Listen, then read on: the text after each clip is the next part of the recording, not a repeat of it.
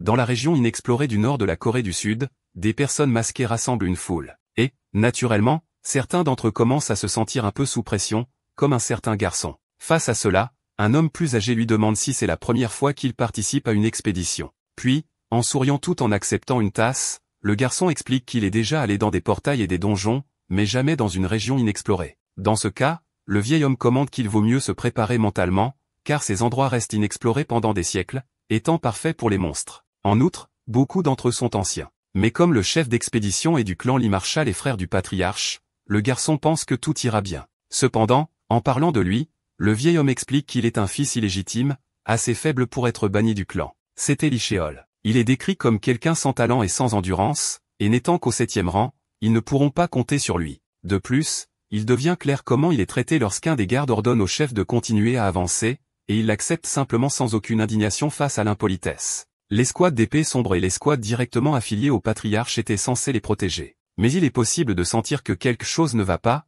et le garçon n'a pas un bon pressentiment concernant cette mission. Il y a longtemps, il fut un temps où ce fils illégitime avait aussi des rêves et des espoirs. La première fois qu'il a porté le poids de faire partie de l'estimé clan Lee, il était encore un enfant. Et lorsqu'il a été choisi par la meilleure arme lors du rituel de sélection des sceaux, ses attentes étaient très élevées. Évidemment, Kul pensait que s'il continuait à gagner en reconnaissance et qu'il faisait de son mieux, un jour, il pourrait devenir célèbre auprès de tous. Cependant, cela ne s'est pas produit à cause d'un diagnostic malheureux d'un médecin concernant ses voies de mana. Il a été dit au garçon qu'elle n'était pas adaptée à l'apprentissage de la magie et qu'elle manquait de stabilité pour pratiquer les arts martiaux. Par conséquent, il serait un miracle que le jeune maître atteigne le 9e rang, et, naturellement, la nouvelle a atteint les membres placés du clan. Lorsque tout le monde a appris sa condition, ils ont dit que ce qui s'était passé lors du rituel de sélection n'était qu'une simple coïncidence. Malgré tout, le garçon n'a pas cessé de faire de son mieux et a atteint le 7e rang à l'âge de 25 ans, se sentant heureux malgré la supériorité de ses frères. Malheureusement,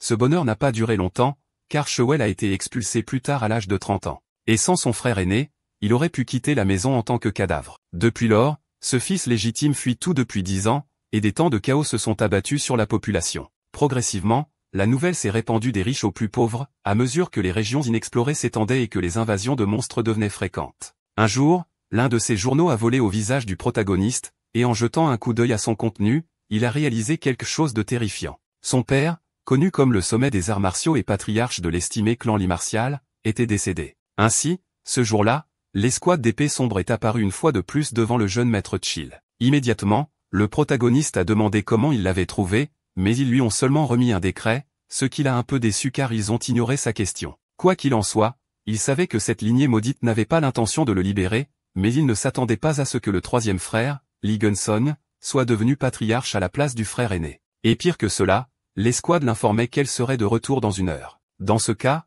un peu précipité, le protagoniste a demandé ce qui était arrivé au frère aîné, mais une fois de plus, ils n'ont pas répondu. Ainsi, Sheol a demandé la raison de l'ordre d'enquêter sur la région inexplorée puisqu'il n'est qu'un artiste martial de 7e rang. Cependant, tout ce que l'escouade a fait, c'est demander si le garçon allait refuser de suivre les ordres. Et sachant que faire quelque chose comme ça sans une bonne raison entraînerait la mort, le protagoniste a accepté la mission. Pourtant, au moment où ils sont partis, il n'a pas pu s'empêcher d'être furieux à ce sujet. De retour au présent, le groupe continue son chemin vers le site de la mission jusqu'à ce que ce garçon d'avant s'arrête, surpris par quelque chose en cours de route. Devant tout le monde se trouvait un bâtiment abandonné qui, pour une raison quelconque, est resté bien conservé. Dans ce cas, l'un des soldats de l'escouade de l'ombre avertit qu'ils vont entrer, et juste au moment où ils entrent, les choses sont pires que prévu. Parce qu'à l'intérieur du bâtiment, il est possible de voir les squelettes de nombreuses personnes et d'un monstre géant antique. Mystérieusement, l'un des soldats annonce qu'il l'a trouvé et ordonne à ses collègues de commencer. Puis, sans aucune pitié ni explication,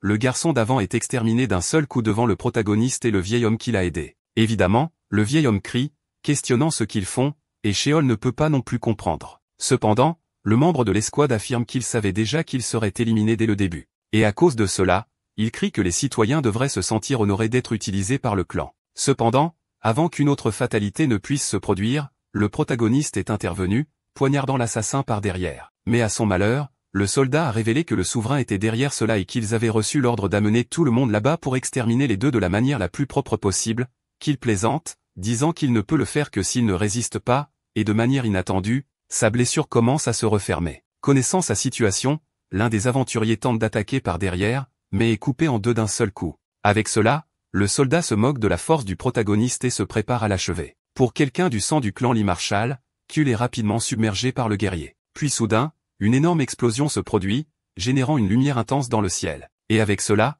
le protagoniste ressent tous les effets d'être attaqué mortellement, mais reste déterminé à ne pas être vaincu si facilement. Naturellement, la première chose à laquelle il pense est qu'il a besoin d'une arme, et heureusement, il en trouve une sur le squelette du monstre. Puisqu'il s'agissait d'une épée assez puissante pour tuer un grand monstre, elle devrait encore être bonne même si elle est abandonnée. Alors, priant pour que cela fonctionne, le garçon a saisi la poignée de l'épée, mais soudain, la lame a commencé à s'effriter en poussière noire. Et avec elle se désintégrant devant lui, Kul ne pouvait pas comprendre pourquoi. Voyant cela, le soldat se sent de plus en plus dégoûté de voir à quel point le garçon est pathétique. Cependant, il décide toujours de l'achever avec l'honneur d'Ali, et dans ces derniers instants, le protagoniste pense que les cieux sont vraiment cruels. En fin de compte, le garçon mourrait ainsi après avoir passé toute sa vie au milieu des épreuves et en fuyant, ainsi que des échecs constants dans une série de choses. À ce moment-là, il a pensé à quel point ce serait bien s'il avait une seconde chance. Puis soudain, il entendit la voix de son père appeler Yuzong. C'était la mère du protagoniste,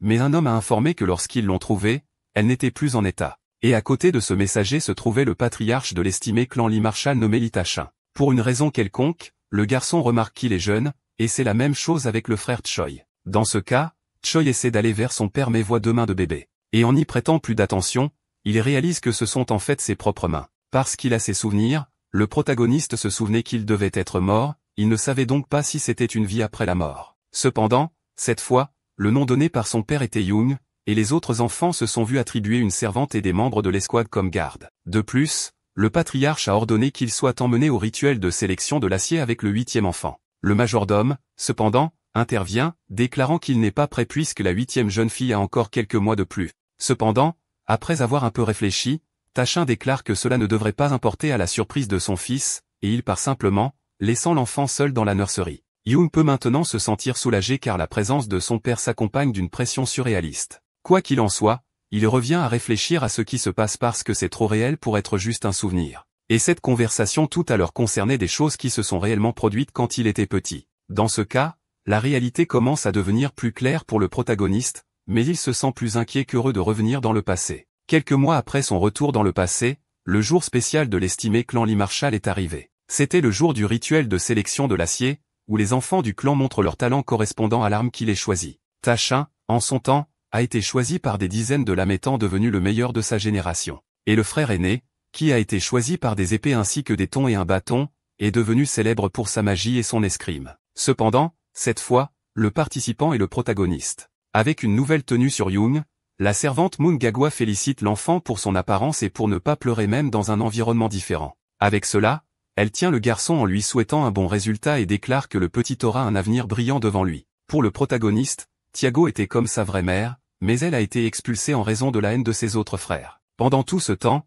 elle a été la seule personne qui a pleuré pour sa solitude et est restée à ses côtés. Mais cette fois, il ne veut pas que cela se produise et place sa main sur le visage de la fille pour lui rendre une partie de l'affection tout en pensant qu'il la protégera à tout prix. En ce moment, quelqu'un apparaît pour dire que les préparatifs sont prêts, alors la servante encourage le jeune maître. Pendant ce temps, le majordome informe le patriarche que les préparatifs sont terminés, et ainsi Tachin décide d'agir. Avec lui, de nombreuses servantes suivent, chacune portant l'enfant respectif dont elles sont responsables. Jusqu'à ce que sans délai, la lumière brille à l'entrée de la porte, indiquant qu'ils sont proches. Et enfin, le tunnel s'ouvre sur une immense arène avec un très grand public regardant l'événement. À ce moment-là, des commentaires commencent sur le fils légitime qui a été amené de l'extérieur car il participe également au rituel. Parmi ceux qui commentent, il y a la matriarche Baekuan, le ministre Lee Taong et deux fils. Le premier, Lee Myeongjin, et le troisième, Lee Geun-sung. Le ministre, à son tour, trouve intéressant que Young soit si jeune, et le premier fils ne se souvient pas que l'un d'eux ait participé au rituel à cet âge.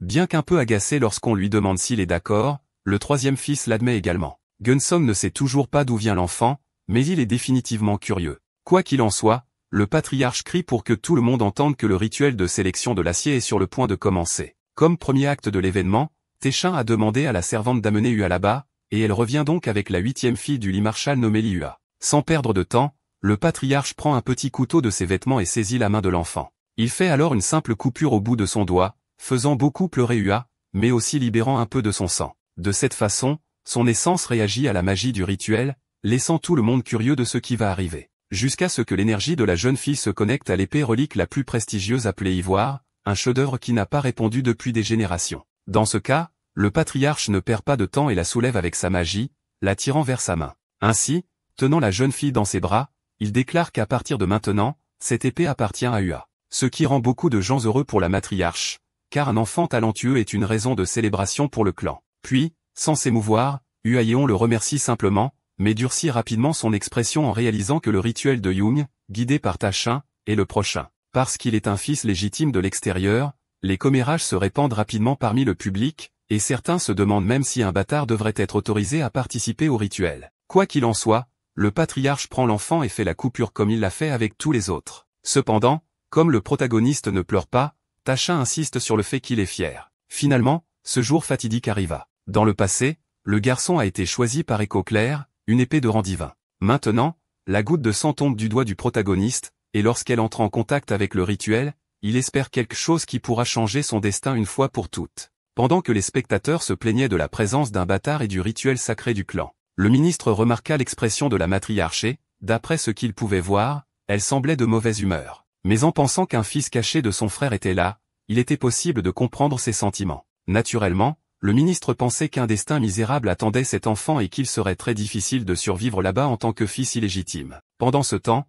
un vieil homme apparut, commentant que Taong semblait très intéressé par le bâtard. C'était le chef des anciens de l'estimé clan Li martial, nommé Li Kuljung. Face à lui, le ministre salua l'aîné très prudemment, incapable de lire ses pensées. Kuljung, à son tour, demanda si cet enfant était celui que le patriarche avait amené, et le ministre confirma que l'équipe l'avait trouvé. En réponse, le vieil homme dit qu'il ne pouvait pas comprendre ce que Tachin pensait en plaçant un enfant au hasard là-bas. Et pour illustrer, il commenta que le ministre avait vu de ses propres yeux que le rituel était inutile pour les enfants illégitimes. Évidemment, cette provocation irrita beaucoup Taong. Cependant, d'une manière passive-agressive, le vieil homme s'excusa en disant que l'histoire de la façon dont, en tant que fils légitime, il n'avait pas réussi à être sélectionné était célèbre. Mais il laissa échapper son opinion selon laquelle un enfant bâtard est toujours un bâtard. Et pour intimider le ministre, il dit que l'enfant devrait connaître sa place, ce qui rendit Taong furieux. Puis, à cause de chaque provocation, le ministre cria qu'il ne le tolérerait plus, mais défendre son ego n'était plus nécessaire. Juste devant les deux,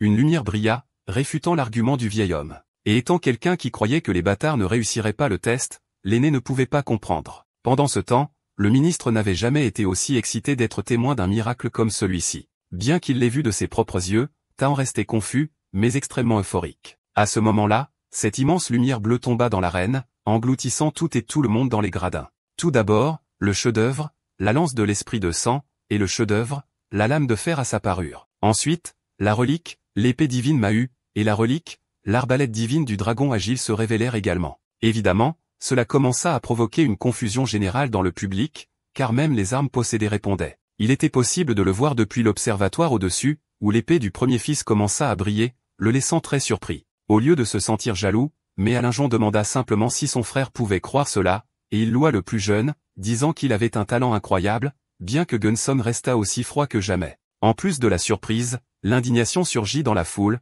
pensant que quelque chose n'allait pas pour avoir un tel résultat. Cependant, le patriarche insista pour que tout le monde se taise, ce qui se produisit instantanément après l'ordre. Il a été déclaré que, selon la loi du clan, toutes les armes qui ont choisi Young devraient lui appartenir de droit. Cependant, comme on le voit, la situation n'était pas si simple. Alors Taong annonça qu'il accepterait les suggestions. Dans ce cas, Taong leva la main en disant qu'il avait une suggestion et sourit lorsque le patriarche demanda s'il avait une idée. Sans perdre de temps, il déclara que bien que la loi du clan accorde toutes les armes, cela va à l'encontre de la signification de la cérémonie. Après tout, le rituel de sélection de l'acier est un événement destiné à se poursuivre pendant des générations. Pour cette raison, le ministre proposa que le protagoniste choisisse une seule arme par lui-même. Pensant que c'était une bonne façon de gérer la situation, le patriarche décida d'accepter la suggestion de Taong. Avec sa magie, il souleva non seulement toutes les armes, mais aussi le protagoniste, le plaçant plus tard sur le sol et demandant au garçon de choisir celle qu'il préférait. Avec un nombre infini d'options devant lui,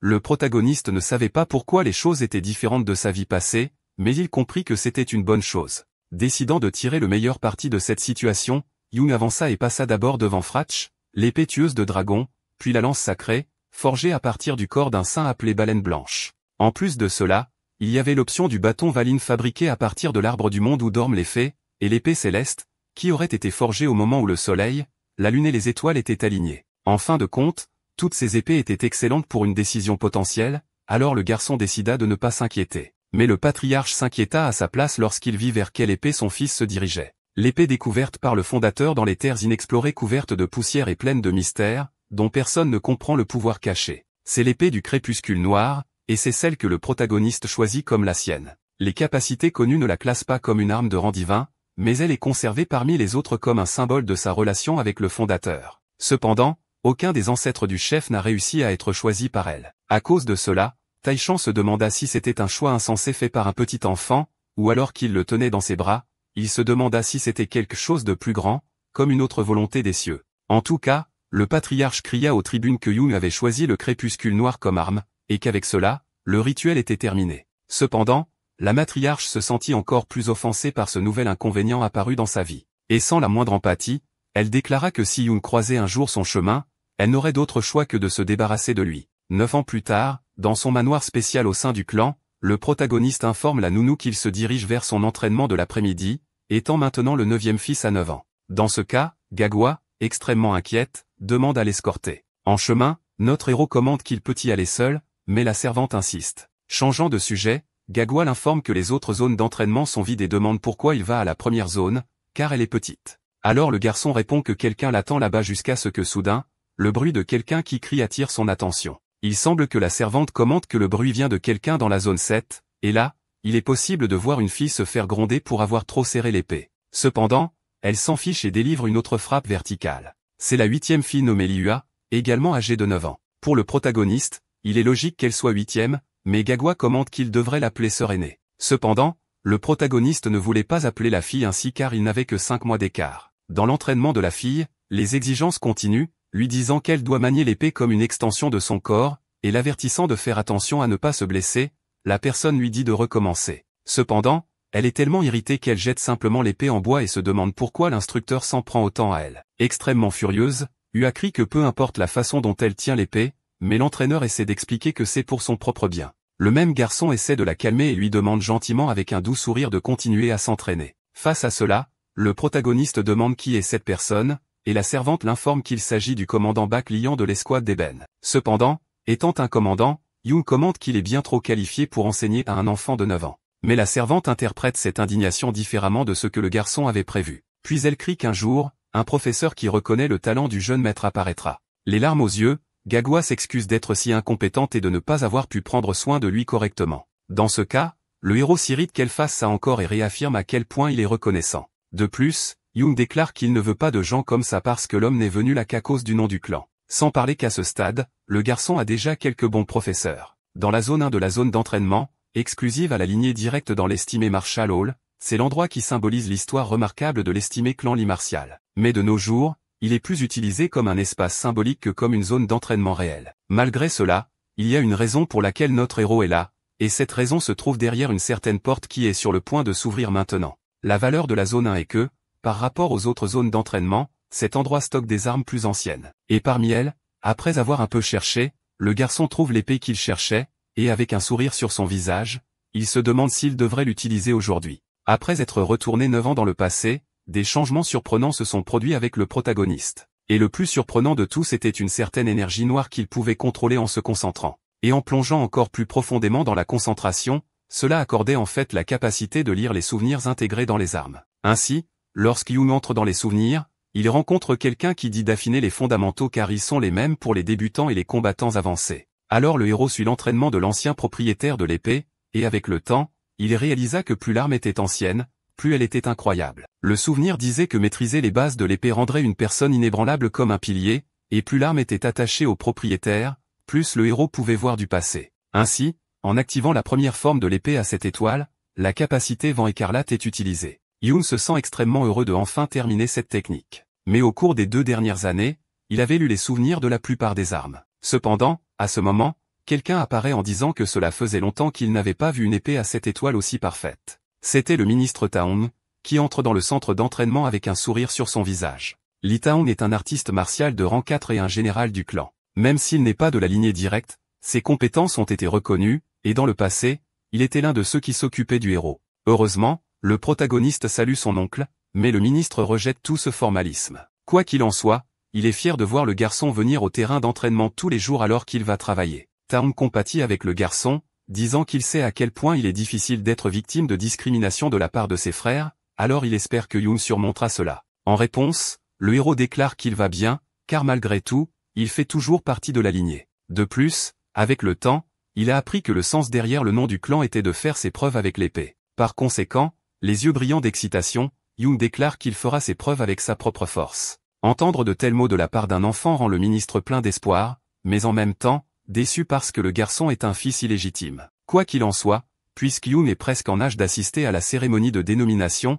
même si c'est un peu tard, le ministre a demandé à devenir le professeur du garçon à partir de maintenant. Cependant, brisant complètement ses attentes, le protagoniste déclare qu'il ne peut pas accepter. Incapable de comprendre, Taung se demande si ce n'est pas suffisant, puis le héros lui rappelle qu'il existe une règle qui l'interdit. Malgré cela, le ministre l'informe que tous les frères enfreignent déjà les règles en étant entraînés et en mangeant le meilleur possible. Cependant, le héros estime que les règles ne doivent pas être enfreintes, même si tout le monde les enfreint. Et comme il l'a dit précédemment, il veut vraiment faire ses preuves avec sa propre force. Cela amène le ministre à se demander si cet enfant a vraiment 9 ans et à le considérer comme quelqu'un de très similaire à son frère aîné. Inévitablement, Taung comprend qu'il ne pourra pas changer la vie de l'enfant. Et avec une grande fierté, il tapote la tête du héros, disant qu'il est aussi têtu que son père. Mais cela dit, le ministre commente qu'il est ennuyé de ne rien pouvoir faire pour le protagoniste. Dans ce cas, il a demandé s'il y avait quelque chose dont le héros avait besoin, et Yoon attendait juste l'occasion. À cause de cela, même se sentant un peu embarrassé,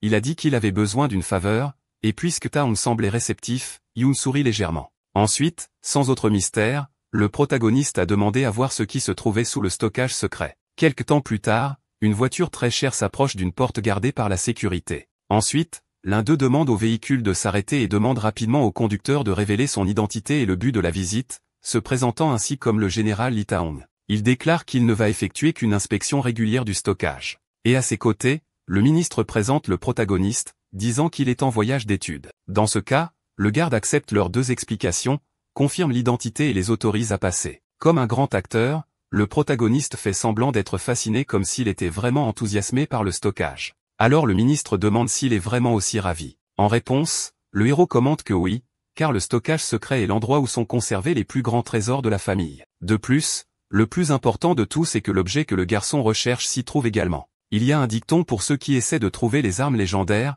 comme les reliques anciennes dont peu connaissent l'existence. Toutes choses peuvent être trouvées dans le stockage secret de l'estimé clan Marshall Lee, et cela s'avère plus réel à mesure qu'il s'enfonce dans l'endroit. Avant de prendre l'ascenseur, Taung informe que le sous-sol du stockage secret est l'endroit où sont conservées les armes scellées. Dans ce cas, Yoon dit qu'il a entendu dire qu'il existe des armes de niveau monstre qui dévorent leurs propriétaires, et le ministre ne le nie pas. Il va même jusqu'à dire qu'en tenant simplement l'une de ces armes, le corps et le cœur seront consumés. Juste après avoir expliqué, Taung demande si le garçon a peur, alors Yoon essaie d'agir avec courage. Quoi qu'il en soit, le ministre informe qu'il n'y a pas lieu de s'inquiéter car ils ne pourront pas entrer dans un endroit aussi dangereux. Et ainsi, tandis que son oncle annonce qu'il va s'occuper de ses affaires à l'étage, le protagoniste dit au revoir pour explorer seul, et alors que l'ascenseur se ferme, il se détend un peu en faisant semblant d'être un enfant innocent. Le sous-sol du stockage secret est également connu sous le nom de cimetière des armes car c'est un endroit où d'innombrables armes et reliques sont scellées. Le héros, à son tour, est venu là pour trouver une certaine arme parmi toutes.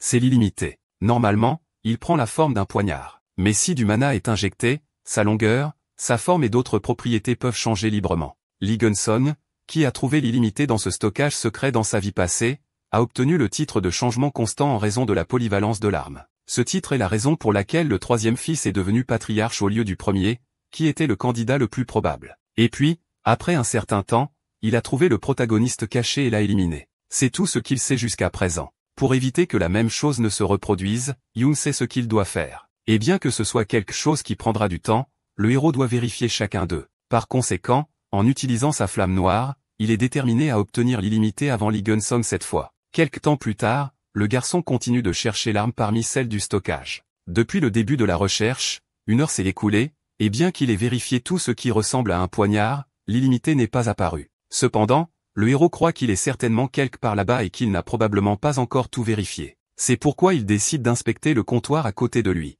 Mais avant d'y aller, il en heurte accidentellement un, le faisant tomber au sol avec un grand bruit. Comme il est très rouillé, Yoon est curieux de savoir comment il s'est autant détérioré. Mais avant qu'il ne puisse le toucher, le poignard recula, et au lieu de ses mains, des flammes recouvrirent d'abord le poignard. Yoon panique, incapable de comprendre pourquoi cela se produit. Mais soudain, les flammes engloutissent tout, jusqu'à ce qu'en un instant, le protagoniste se réveille dans un endroit complètement différent de la normale. Et debout au-dessus de centaines de corps et d'épées, il essaie de comprendre où il est jusqu'à ce qu'il réalise que cela pourrait être la mémoire du poignard rouillé. Malgré cela, c'est différent des souvenirs d'armes qu'il a vus jusqu'à présent car Yang l'a ressenti si vivement que c'était comme s'il était physiquement là. Puisque les sensations sont également perçues, quelque chose attire l'attention du héros, le faisant regarder derrière lui. Et là, il trouve une présence écrasante que même la nature elle-même craindrait si elle existait encore. Un monstre primitif qui a émergé d'un trou bleu il y a longtemps et a avalé des civilisations entières. C'était un monstre de rang apocalypse, et ce monstre même se tenait devant le protagoniste.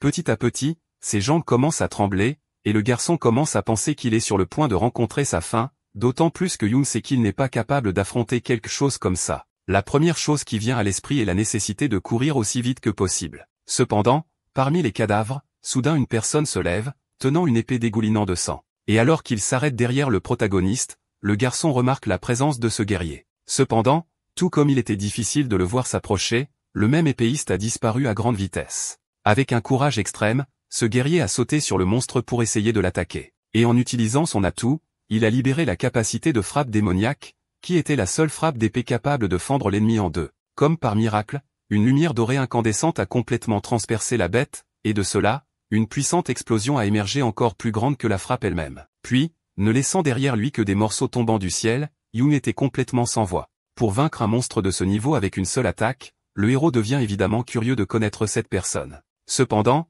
de façon inattendue, le guerrier remarque la présence du protagoniste et devient également curieux de savoir qui il est. Yoon essaie de former quelques mots, mais rien ne sort de sa gorge. Alors le guerrier se demande pourquoi un enfant est là, et disant que c'est un acte de miséricorde, il informe simplement le garçon qu'il va l'éliminer sans douleur. Les souhaits en essayant d'éviter que cela ne se produise, mais heureusement, cela ne le ramène qu'au monde réel. Toujours assez inquiet et haletant, le héros laisse tomber le poignard au sol, tremblant de peur en se demandant ce qu'était cette scène tout à l'heure. Même maintenant, la pression qui pesait sur le corps du garçon est restée comme si c'était la vraie vie. Mais le poignard rouillé, petit à petit, commence à se revitaliser à la surprise du héros. Ainsi, le saisissant avec sa main, Yoon n'a plus aucun doute, alors le garçon fait rapidement une coupure sur son doigt. Parce que cette fois, il sera celui qui deviendra le maître de 10 000 soldats. Au même instant, une lumière bleue brillante se répand dans toute la pièce, venant exclusivement de la lame. Et alors qu'elle entoure le poignard comme une aura, Yoon décide de faire un test pour confirmer sa puissance. Mais après avoir effectué une simple entaille horizontale,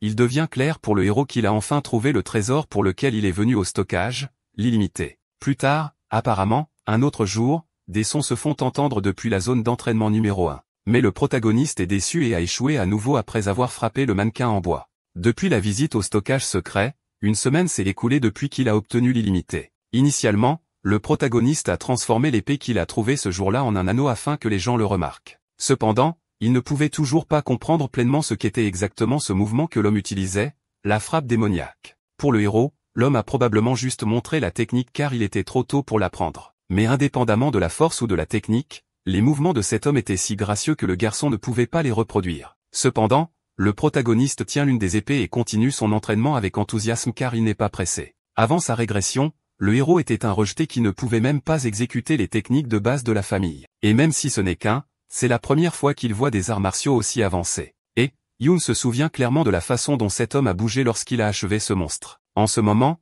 une idée vient à l'esprit du héros en pensant à cet homme car il n'est pas un adulte comme le guerrier, mais un enfant de 9 ans. C'est pourquoi, s'il essaie d'imiter les mouvements d'un adulte, ce ne sera pas efficace du tout. Donc, logiquement, tout doit être adapté à son propre corps de manière lente et naturelle. Sans perdre de temps, le protagoniste ferme les yeux pour se concentrer et essaie de manier l'épée d'une manière qui convient à son corps tout en conservant la technique. Le garçon réussit à effectuer une frappe puissante qui brise le sol dès sa première tentative, ce qui, après avoir été témoin de cela, le rend très heureux de la façon dont il améliore ses capacités. En ce moment, Kul croit qu'il n'a plus qu'à résoudre le problème de l'utilisation du mana. Parce que peu importe le nombre de fois qu'il essaie de le reproduire en utilisant le mana comme il s'en souvient, jusqu'à présent, toutes les tentatives ont échoué comme s'il avait oublié quelque chose de très important. Alors Kul comprend qu'il n'a pas d'autre choix que de continuer à essayer. Et depuis le fond de la pièce, pendant que le protagoniste essaie à nouveau, une femme observe tout avec un sourire espiègle sur son visage. Pendant son entraînement, Kul balance l'épée sur les côtés, mais soudain, la même fille arrête la lame du héros à main nue, attirant ainsi l'attention de l'enfant en lui demandant où il a appris cette compétence. Au premier contact, le protagoniste demande qui est cette personne, même si son intuition lui indique qu'elle vient du clan Lee Marshall. Alors la fille semble un peu surprise que le garçon ne la connaisse pas. Cependant, elle en conclut que c'est peut-être normal puisqu'elle ne sort pas beaucoup d'habitude. Quoi qu'il en soit, elle a demandé le nom du garçon, et il répond que c'est Kul. En entendant cela, la fille s'excite, disant que c'est un nom unique, et se présente comme Lee Guion et tout en secouant légèrement le garçon. Dans le passé, le ministre a un peu parlé d'elle, et le héros s'en souvient parce que comme elle était différente des autres, son grand-père la détestait. Mais il y a quelque chose d'encore plus important, le fait que Gyonga ne retient pas sa force contre les autres. Revenant au sérieux du sujet principal, la fille se demande où l'enfant a appris cette capacité. Essayant d'éviter la situation, Kul répond en demandant pourquoi elle veut savoir. Alors, Gayama explique que ce qu'il vient d'utiliser est un art martial ancien, et comme elle les aime beaucoup, elle est curieuse. Pour clarifier, la fille commente que d'anciens monstres ont vécu il y a longtemps, et de sa manche, elle sort un cadeau. Naturellement, le héros ne comprend pas, mais quand on lui demande de l'ouvrir, il le fait. Kul se rend compte qu'il est difficile à lire à cause du martèlement, mais c'est une technique de mana avec d'autres choses sur les arts martiaux. Comme le niveau est assez élevé, il devient difficile à comprendre, mais cela fait penser au garçon que les rumeurs sur sa tante pourraient être fausses. À un certain moment, Kul a posé une question sur un passage, alors Dayama explique qu'il s'agit d'anciennes techniques de mana qui utilisent les voies de mana comme base. Dans le passé, seules les voies de mana étaient utilisées au lieu des cercles, contrairement aux techniques modernes qui stockent tout dans le cœur, ce que Kul n'avait pas envisagé. Cependant, Guillaume commente que peut-être les techniques humaines du passé sont encore meilleures que celles d'aujourd'hui, et c'est précisément pourquoi il y a si peu d'archives. Mais parmi tout, une technique de mana se distingue. Par conséquent, sans perdre de temps, le protagoniste s'enfuit, laissant son bras derrière lui. Avec une épée à la main, Kul se concentre en pensant que puisque le mana se répand du cercle au corps, il devrait rejeter le retour au cercle, et ainsi utiliser uniquement les voies de mana pour le faire circuler librement. En fin de compte, c'était la technique d'utilisation du mana de l'homme que le garçon ne pouvait pas comprendre auparavant. Alors, sachant cela, le protagoniste est sûr que cela pourrait fonctionner maintenant, et en reproduisant la même technique qu'avant, les dégâts sont des dizaines de fois plus importants, ce qui rend à la fois sa tante et le protagoniste lui-même incapable de le croire. Ayant réussi, Kul s'apprête à célébrer, mais Geyama court rapidement vers lui et l'attrape, lui demandant si c'était par hasard une technique d'amplification. Inévitablement, le héros avoue que oui, mais la fille veut savoir comment il a réussi à faire quelque chose comme ça. Même si elle est sa parente plus âgée, Kul demande s'il y a une raison pour laquelle il doit le dire. Alors Geyama lui rappelle qu'il a trouvé cela en utilisant le cahier qu'elle lui a donné, celui qu'elle lit souvent. Gayoma cherche un moyen de l'utiliser depuis plus de 10 ans, même après avoir été expulsée, alors elle supplie pratiquement. Par conséquent, le garçon demande que 3 promesses soient faites avant de révéler quoi que ce soit. La première est que Gayoma ne doit parler de Kul à personne sans autorisation. Et pour s'expliquer, le héros commente qu'il n'aime tout simplement pas l'idée que les gens parlent de lui. La fille parvient à comprendre cela, disant qu'elle ressent la même chose avec une expression triste. Quoi qu'il en soit, la deuxième condition est qu'ils ne doivent pas mentir car ils doivent se faire confiance. Alors encore une fois, après avoir fixé cela dans son esprit, la fille montre qu'elle est prête pour la dernière condition. Et le jeune maître Kul explique la condition, mais pour l'instant, la fin de la négociation reste secrète. Un an après cela, la servante apparaît en courant, appelant le jeune maître au centre d'entraînement. Pour cette raison, avec sa tante, le héros, maintenant âgé de 10 ans, demande ce qui amène la nounou ici. Et puis, un peu anxieuse, Gagua remet une lettre qui est arrivée. Et bien que Gagua ne sache pas de quoi il s'agit, le protagoniste l'attendait depuis longtemps. C'est la convocation pour la cérémonie de nomination, où il doit se rendre au centre d'entraînement central à 10 h du matin le 10 septembre. Cependant, le saut sur la lettre a été fait par un représentant du patriarche nommé Limawayonjong. Et comme il n'avait rien entendu parler d'expédition, le héros est devenu curieux de savoir pourquoi son père n'était pas à la maison. Gyonga, de son côté, hurle extrêmement en colère parce que c'est une cérémonie de nomination. Alors le héros demande pourquoi, et elle répond que maintenant qu'elle s'améliore, c'est grâce au conseil de Shine Yijong. Cependant, il devra s'absenter pendant un certain temps s'il se rend à la cérémonie. Depuis l'accord, une année s'est écoulée au cours de laquelle les deux ont fait des recherches sur les techniques de mana. Les techniques de mana modernes qui utilisent un cercle de mana comme noyau et les techniques anciennes qui utilisent les voies comme noyau. Cependant, les deux ont réussi à identifier un nouveau type de technique qui combine le meilleur des deux, et Jeanne a dit que réussir cette combinaison était son rêve. Accumuler du mana, transformer ses particularités en cercle, et utiliser les voies pour le contrôler et l'utiliser était la méthode qui a amélioré le héros. Et parce que sa tante n'arrêtait pas de se plaindre, il dit qu'il doit y aller de toute façon. Cependant, il lui demande de ne pas s'inquiéter car cela prendra moins de temps que d'habitude, et parce qu'il a l'intention de continuer le travail. Gyunga, de son côté, remet cela en question en disant que le garçon sera occupé avec les leçons. Mais Kul déclare qu'il continuera à entraîner la technique de mana et à récupérer les techniques anciennes en même temps. Quelque temps plus tard, dans un incubateur, il est dit que l'entraînement commencera aujourd'hui et qu'ils doivent d'abord endurer des attaques magiques pendant 30 minutes. Et cette fois, le passé est à nouveau différent car l'instructeur est le chef de l'escouade des Tigres de Sang, Jang Wook. L'instructeur, à son tour, a prédit que le 9e fils échouerait immédiatement à cela puisqu'il avait reçu une formation de base. Cependant, il utilisait des techniques de mana pour renvoyer les attaques magiques, et le regard qu'il lance à Jang Wook suffit à effrayer l'instructeur. Kul se teste en ce moment et se compare à la 8e fille pour atteindre son niveau, forçant Wook à élever le niveau. Cependant, il n'est encore qu'un enfant illégitime de 10 ans, mais l'instructeur pense que l'appeler ainsi après avoir vu son talent est impoli. Par conséquent, Wook croit qu'il vaut mieux réfléchir sur son comportement passé et maintenant il a fait de son mieux pour enseigner tout ce qu'il peut, offrant plus que de simples leçons de base pour la cérémonie de nomination. Quelque temps plus tard, le protagoniste termine enfin son entraînement dans l'incubateur. Mais il ne peut s'empêcher de penser à quel point l'idée de jeter un enfant dans un appareil qui attaque avec de la magie pour construire une résistance est folle. Quoi qu'il en soit, le protagoniste réfléchit un peu à ce qui s'est passé. Il ne s'attendait pas à des excuses de l'instructeur, mais a vraiment remarqué la différence dans son ton de voix lors de leur dernière conversation. Tout d'abord, Kul décide de se reposer un peu de cet entraînement épuisant. Mais soudain, la 8e fille apparaît en attaquant le protagoniste, ce contre quoi il parvient à se défendre sans problème. Alors, traitant le garçon de bâtard, l'IHW de la lignée directe du clan déclare qu'ils doivent parler. Face à cela, Kul retire sa main et demande ce qu'elle essaie de faire. Cependant, HW lui crie d'être plus respectueux car elle est une fille légitime et a 1 an de plus. Malgré cela, Kul ne veut pas s'en occuper et dit qu'il n'a pas le temps de lui parler. Ainsi, Wu devient furieuse et crie de ne pas être ignoré tout en renforçant son poing avec du mana. Initialement, le protagoniste voulait juste l'ignorer, mais il s'est rendu compte que ce ne serait pas possible et esquive avant d'attraper la fille par le cou. Mais au lieu de la frapper, il réaffirme simplement qu'il est occupé et que la fille peut aller pleurer dans les bras de sa mère. Sans rien de plus à dire, Kul lâche la fille en soupirant de frustration. Cependant, O revient sur ce qui s'est passé lors de la sélection des sauts et crie qu'elle est toujours comparée à lui. Elle affirme que ce n'est pas juste et qu'elle ne peut même pas dormir la nuit car elle s'entraîne toujours. Alors le héros lui couvre la bouche avant qu'elle ne puisse continuer à se plaindre. Kul commente qu'il est commode de blâmer les autres tout le temps, mais en tant qu'enfant bâtard, il ne peut même pas faire ça, et il dit que s'il ne peut pas faire quelque chose, alors il ne le fait tout simplement pas. Ainsi, si la fille est rancunière, il lui conseille de faire tout son possible pour le surpasser et obtenir des excuses car c'est ainsi que fonctionne cette famille. Extrêmement irritée par cette arrogance, elle accepte le défi de faire beaucoup mieux lors de la cérémonie de nomination, mais prévient qu'elle lui fera supplier son pardon. Et au lieu de se sentir intimidé, Kul dit qu'il a hâte d'y être. Dans la zone 7 du centre d'entraînement, exclusive à la lignée directe, la dame de l'estimé clan Lee Marshall, Baekwan, apparaît soudainement. Par conséquent, elle a demandé à parler à sa fille et est conduite par la servante. En arrivant sur le terrain d'entraînement, HW travaille dur, alors la dame de la maison demande ce que fait sa fille, attirant l'attention.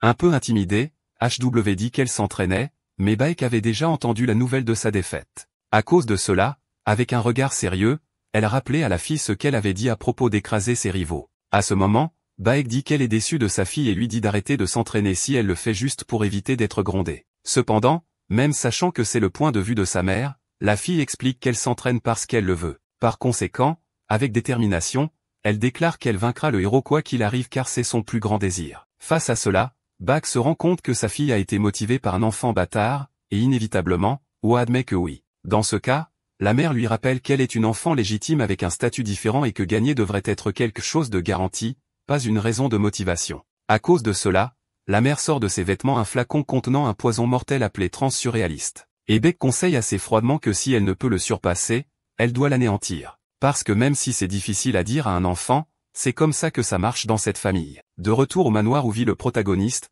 des commentaires sont faits, disant que ça n'a aucun sens quand on regarde l'ordinateur. C'est parce que le rapport de la 14e semaine a classé le protagoniste numéro 1. Dans ce cas, le gars le serre fièrement dans ses bras pour le résultat qu'il a obtenu même si elle n'a pas pu l'aider du tout. Cependant, brisant ce moment heureux entre eux, un bruit se fait entendre, et donc la tante apparaît, voulant s'entraîner avec un enfant. Évidemment, le héros refuse parce qu'il vient de finir, mais Jang a dit que c'est précisément à cause de cela qu'il devrait continuer à soulager la fatigue. Young dit qu'il n'a jamais entendu parler d'une telle chose, alors la tante essaie de mentir du mieux qu'elle peut. Quoi qu'il en soit, le héros dit que ça va parce qu'il a quelque chose à montrer. Puis, réalisant ce que c'est, la tante devient extrêmement surprise et crie, incapable de croire qu'il a obtenu sa première étoile. Normalement, il est nécessaire de passer par 3 étapes d'art du mana. La première étant l'étape du corps de fer, où l'on renforce le corps. La seconde, à son tour, est l'étape du Qigong, où vous changez la nature de votre mana. Et la troisième est l'étape de compétences extraordinaires, où il devient possible de démontrer des capacités surnaturelles grâce au mana. Mais les arts du mana de la tante du garçon sont différents car même dans la première étape, il est possible de montrer plus de capacités. C'est la raison pour laquelle les arts du mana sont divisés en étapes d'étoiles. Après vérification, la tante est sûre que c'est bien une étoile, mais elle trouve toujours cela étrange parce qu'elle pensait que cela prendrait 1 an. En réponse, le héros a dit qu'il avait appris en regardant les leçons, mais quand il n'a pas réussi à contrôler le mana, l'équilibre des voies a presque été brisé. Avec cela, il a appris ce que vous auriez dû lâcher parce que le mana coule naturellement comme de l'eau, et que le corps humain lui-même est un véhicule pour le mana. Face à cette explication, Dialga commente qu'elle devrait pouvoir le faire aussi, même si cela prend un peu de temps. Alors le héros se sent un peu fier parce qu'au moins elle s'en est rendu compte. Mais la tante exprime toujours toute sa gratitude avec une étreinte serrée qui brise presque les côtes de Yom. Sans plus d'obstacles, Diana est excitée qu'ils poursuivent le chemin des 2 étoiles, ce que le héros trouve un peu précipité. Dans ce cas, Chichi commente que la première étoile est différente de la première étape traditionnelle, mais le protagoniste le sait déjà. Alors la fille demande ce qu'il pense être le mieux, et pour le moment, il était sur le point de dire l'escrime. Il est interrompu. Yum essaie d'argumenter, disant qu'elle n'a jamais vu son entraînement, mais elle l'avait en fait vu quand elle s'ennuyait. En bref, ce que Jayaona veut dire, c'est qu'il a une compétence plus exceptionnelle que l'escrime. Cette compétence est l'utilisation des arts du mana par le garçon, ce qui surprend le héros. Il est expliqué que son talent et son aspect sont si incroyables qu'ils éclipsent tout le reste parce que personne n'a jamais réussi à suivre les techniques qu'elle a enseignées, et c'est précisément pourquoi la tante est certaine qu'il ne sera pas difficile pour le garçon d'atteindre 2 étoiles. De plus, s'il réussit cela, Diana déclare que la cérémonie de nomination sera un jeu d'enfant. En tout cas, à partir de maintenant, la tante dit qu'elle va enseigner de vraies techniques, et Yum est excité d'accepter. Mais malgré tout, alors qu'il se lève, notre héros demande ce qu'il y a à côté d'elle. Et réalisant qu'il parle de la boîte, elle pose simplement sa main dessus. Cependant, en un instant, un projectile est lancé près du visage de Yum, explosant derrière lui. Puis avec un sourire sur son visage, la fille dit que la boîte est pleine de billes de métal. Pour l'instant, le héros doit apprendre à bouger tout en libérant du mana, car utiliser les arts du mana en restant immobile, c'est comme mourir. Enfin, avec détermination, Gema demande s'ils peuvent commencer, et Yum ne refuse pas malgré son inquiétude. Dans l'après-midi d'un autre jour, le 9e et le 8e enfant se rassemblent dans l'arène d'entraînement. Se présentant comme un autre chef de l'escouade du Tigre de Sang, Jonwen dit qu'il va leur enseigner les techniques des clans. Ainsi, il a demandé aux enfants de choisir leurs armes et de venir vers lui. Mais puisqu'il ne leur donnera qu'1 minute, il leur a demandé de ne pas perdre de temps, ce que les deux comprennent. Alors qu'il marche vers les armes, le héros remarque l'expression de la fille dirigée vers lui. Déjà très irrité, il demande ce que Oi regarde et si elle a quelque chose à dire, mais la fille fait semblant de ne pas comprendre. Pour engager la conversation, elle demande si Yum va choisir une épée, mais notre héros le nie, et il monte simplement dans l'arène avec plusieurs épées à la main, laissant la 9e fille assez confuse. En atteignant le sommet, Zhang demande ce que fait le garçon, alors il lui rappelle l'ordre donné. Dans ce cas, le chef d'escouade a commenté que Yum aurait dû apporter l'arme qu'il utilise, mais le héros a répondu qu'il les utilisait toutes, ce qui a laissé Zhang Wan un peu curieux. Malgré cela, l'instructeur juge bruyamment le protagoniste comme un imbécile complet. Et prenant la lance de son dos, il lui demande de se souvenir de ce qu'il est sur le point de dire à partir de maintenant. Zhang Wan a dit qu'il allait enseigner les techniques secrètes des clans, mais n'a rien dit sur l'enseignement des postures ou des compétences. Parmi les arts secrets de l'estimé clan Lee Marshall, il existe diverses flammes d'illumination. Et pour apprendre ces arts secrets, il faut maîtriser les bases, ce qui est pratiquement la même chose que d'éveiller le 6e sens dormant dans le corps. Pour cette raison, l'instructeur prévient qu'il va réveiller ce sens dès maintenant. Et avec sa posture de combat prête, il leur a demandé de ne pas avoir trop de difficultés à atteindre l'objectif. Pendant un moment, Ua a demandé au protagoniste ce que l'instructeur allait faire, mais au moment où il était sur le point de répondre, Jonwan est apparu devant lui. Et à la vitesse de l'éclair, il a projeté le protagoniste en arrière avec une attaque qui ne laissait aucune chance de défense. Malgré cela, Jonwan est déjà assez impressionné par le fait que Yum n'ait pas été touché directement. Mais en ce moment, le héros est extrêmement tendu parce qu'il doit le faire une fois de plus. Avant de revenir, le protagoniste n'avait pas reçu cet entraînement correctement. Mais avec une expression déterminée, il avança, certain que dans cette vie, ce serait différent. Malgré la confiance du protagoniste, il reçoit un coup au visage qui intercepte son attaque. Puis, essayant de profiter du manque d'attention de l'instructeur à son arrière, ou essaie de le vaincre également, mais les deux sont facilement réprimés. Sautant un peu dans le futur, cela fait déjà 1 mois qu'ils ont commencé à s'entraîner avec Jongwon, et c'était un entraînement si dur que leurs os se brisaient, et ils ont subi des blessures internes. Clairement, ce n'était pas le type d'entraînement qu'un enfant de 10 ans devrait faire. Mais au lieu de pleurer, Yum commençait à apprécier cela. Soudain, dans un de ses combats quotidiens, HW se réveille sur le sol sans savoir où elle est. Alors par curiosité, le héros explique que c'est la 22e fois que la fille s'évanouit contrairement à lui, qui en est à sa 16e fois. Pendant que les deux parlent, Jeon-Won pense que le 8e enfant a un corps résilient parce que même en attaquant plus fort, elle continue d'aller bien. Quant à l'autre enfant illégitime, le chef avait déjà senti dès le premier jour qu'il n'était pas n'importe qui. Au début, Jeon-Won pensait que le garçon était un imbécile d'avoir apporté un tas d'armes, mais il s'est avéré compétent avec toutes. De plus, après seulement un mois d'entraînement, l'instructeur est excité parce qu'il réalise que Yoon commence à comprendre. Sans plus tarder, Jeon-Won informe les deux enfants que l'entraînement va reprendre, alors il leur demande de retourner à leur position. Après un certain temps avec les deux extrêmement fatigués, le héros attire l'attention de sa sœur, ce qui l'a fait demander ce que c'est. Alors Yoon l'informe qu'il va donner un signal, et que HW devrait bloquer Jeon-Won une fois pour lui. Naturellement, HW s'est demandé pourquoi elle devrait le faire, mais le héros l'a convaincu avec le désir de frapper l'instructeur. Ainsi, HW demande si le héros est sûr, et avec détermination, Yoon affirme qu'il l'est. Ne perdant plus de temps, la fille charge en avant, disant que le protagoniste lui en devra une. Et juste derrière, Yoon la suit en pensant qu'il n'y a aucune chance de victoire avec son niveau de compétence actuel, c'est précisément pourquoi il n'a pas d'autre choix que d'utiliser l'avantage numérique en sa faveur.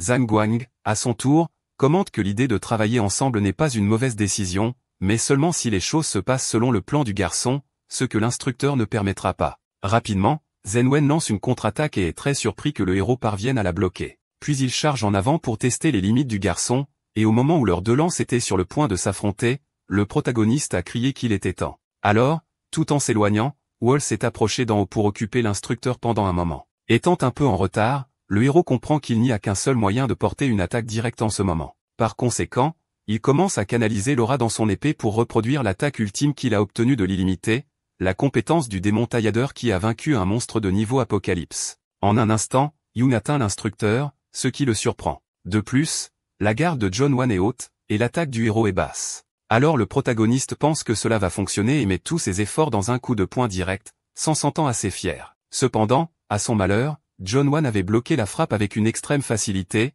et en une seconde, une contre-attaque dévastatrice est arrivée, envoyant le protagoniste voler dans le mur le plus proche, détruisant tout avec l'impact sur son dos. Avec le garçon vaincu, l'instructeur annonce que cela fait 37 jours, et se sentant un peu fier, félicite Yoon pour avoir réveillé son 6e sens. Cependant, tout en attaquant UA, il déclare que le garçon a encore un long chemin à parcourir. Et ainsi, avec les deux enfants complètement inconscients, Jeon-Won a annoncé que l'entraînement était terminé pour aujourd'hui. Alors que l'instructeur part, UA commence à se disputer avec le protagoniste parce que le plan a échoué. Cependant, Jeon-Won ne pouvait que penser qu'en plus d'avoir enfreint sa propre règle de ne pas utiliser de mana, l'attaque avait même percé et blessé sa main. En tout cas, l'instructeur a admis le sens du combat de Yom et est devenu impatient de voir la peur des anciens dans le futur. Après 47 jours d'entraînement, Uo a finalement réveillé son 6e sens, ce qui a permis aux deux de terminer leurs études, et ainsi Yoon a utilisé le temps restant pour se reposer et réviser. Jusqu'à l'un de ces jours, le protagoniste a eu un visiteur inattendu chez lui, et ce visiteur était son frère aîné, Li Meiyinzheng, qui était là pour une raison quelconque. Le premier fils de Li Tachin est Li Meiyinzheng. Celui qui a reçu le titre d'étoile est actuellement pratiquement un rang 2 en magie et en arts martiaux. Les gens l'admirent autant qu'ils le craignent, mais pour le héros, il était simplement son seul frère. À une table de thé, Meiyongjin s'excuse de ne pas avoir accordé beaucoup d'attention aux plus jeunes, mais Yoon dit que ça va. Pour changer de sujet, le frère aîné trouve intéressant que le protagoniste le reconnaisse lors de leur première rencontre en personne. Mais pour le héros, c'était logique puisqu'il n'était pas un demi-frère. Il était l'aîné et très célèbre. Mais Jong, à son tour, se sent mal à propos de ce terme et affirme qu'il est autant un frère que les autres parce qu'il pense que Yoon est trop dur envers lui-même. Dans ce cas, Yoon s'excuse, mais ce n'était pas ce que voulait le frère aîné non plus. Après tout, Meiyongjin préfère parler de manière informelle, ce que Yoon accepte, se souvenant de sa gentillesse dans le passé. Sans plus attendre, le frère aîné annonce qu'il va offrir un cadeau de l'époque où il fréquentait l'université magique Eiffel en France. Puis il sort de sa manche un remède miraculeux appelé nectar ou vin des dieux. C'est un médicament de haute qualité, et comme seulement 500 autres sont produits par an, il est très précieux. Alors le héros remercie son frère. Après quelques secondes de silence, Meiyongjin commente que le plus jeune est un peu différent. Pour expliquer, il dit que jusqu'à présent, tous les autres frères et sœurs le considéraient comme un rival, et c'est différent du protagoniste. Cependant, Yoon tient à dire qu'il se trompe et précise qu'en tant que membre du même clan, ils sont tous rivaux. Par conséquent, le héros a demandé à ne pas être traité comme un mignon petit frère car il pourrait finir par devenir un adversaire redoutable. Mais au lieu de susciter l'inquiétude, cela n'a fait que faire rire Meiyongjin de la situation.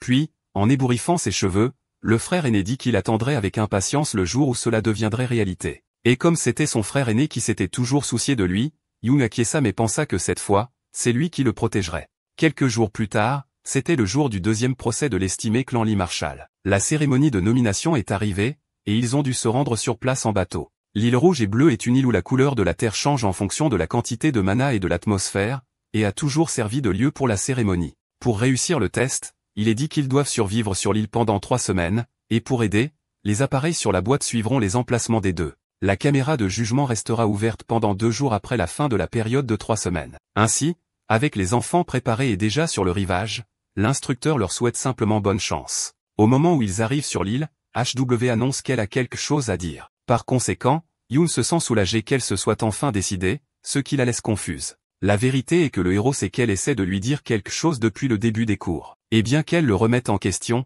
très embarrassée, c'était déjà très clair pour Yoon. Allant droit au but, le protagoniste lui demande de parler car, à tout le moins, il écoutera. Alors il commence à tripoter l'appareil sur sa veste, et son regard indique qu'elle veut que le protagoniste fasse de même en éloignant le communicateur. Ce faisant, son héros dit qu'il est prêt et demande pourquoi. Alors il sort simplement de sa poche le poison mortel transsurréaliste que sa mère lui a donné, laissant Yoon surpris. D'après ce qu'elle sait, la fille explique qu'il n'est efficace que contre les enfants, causant un défaut dans le chemin du mana, et que s'il est exposé à l'air pendant 5 minutes, il s'évapore. Naturellement, la question de savoir qui le lui a donné viendrait. Alors HW a clairement indiqué qu'elle ne le dirait pas, et elle a simplement brisé la fiole sur un rocher car il n'y aurait plus de preuves à ce sujet. Revenant au sujet principal, la fille déclare qu'elle vaincra le héros précisément sans le poison. Par conséquent, elle a besoin qu'il passe le test sérieusement avec toute sa force. Cependant, Yoon-Shu n'avait pas dit que le protagoniste avait répondu avec enthousiasme qu'il ferait de son mieux de toute façon, ce qui les a déterminés tous les deux.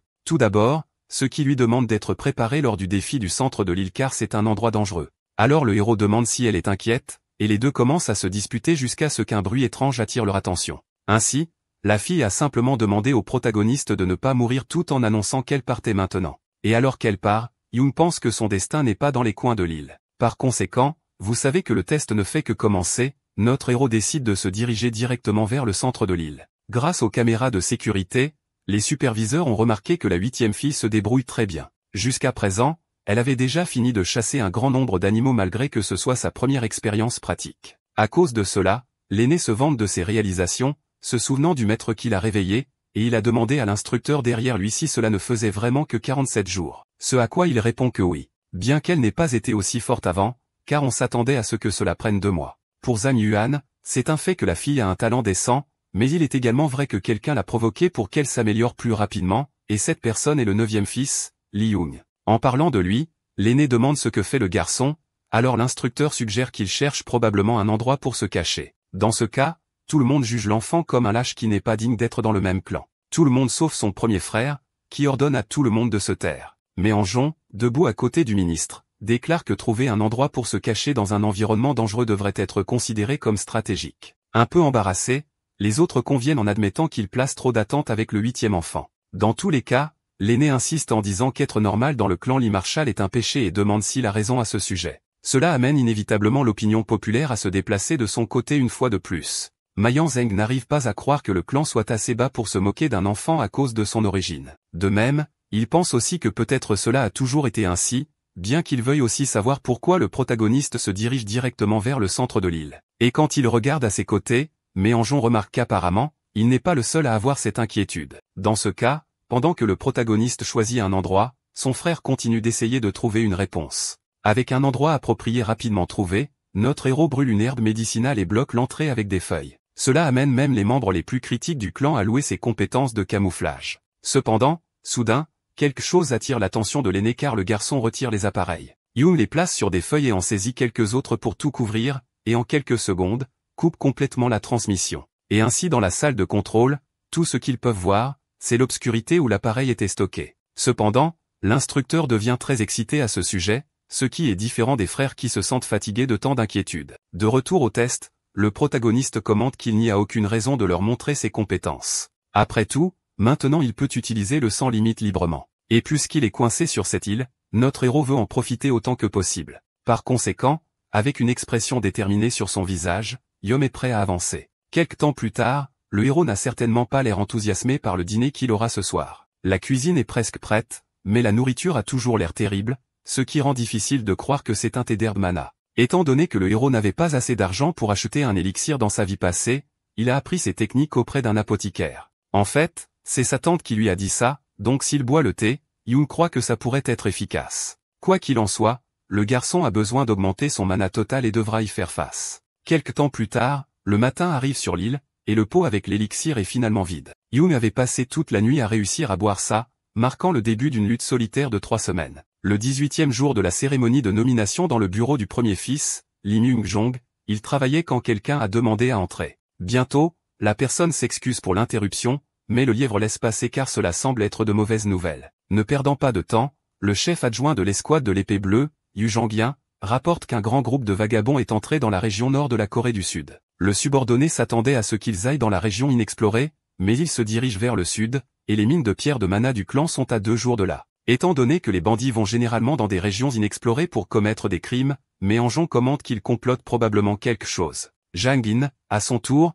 commente que l'apparence de vagabond pourrait être un déguisement pour une force derrière eux. Il a également appris que la forteresse des 9 dragons déplace ses forces vers la frontière nord. À Zhang-yuan, il y a l'organisation géante forteresse des 9 dragons, et le clan partage une frontière avec eux, fréquemment provoquée par eux car ils empiètent sur le territoire Li. Le fait que le père du premier fils ne soit pas à la maison en ce moment a peut-être fuité, alors Mei Anzeng demande si la branche du renseignement est au courant. Cependant, Zhang Yuan a réussi à le découvrir plus rapidement que la branche, alors le lièvre demande à son subordonné de coopérer avec la branche pour en découvrir davantage. Après tout, il croit qu'il y a plus de choses à découvrir, mais Mei Anzeng espère sincèrement que ce n'est rien de plus qu'un mauvais pressentiment. Cependant, dans une forêt voisine sous le clair de lune, un cercle magique apparaît sur le sol, et de ce cercle, une lumière intense émerge, ainsi qu'une fissure dans l'espace-temps qui, une fois complètement ouverte, s'avère être un portail. De celui-ci, un homme suspect sort avec un sourire sur son visage car il croit que 2 nuits suffiront pour tuer un enfant illégitime. Le lendemain, sur l'île rouge et bleue,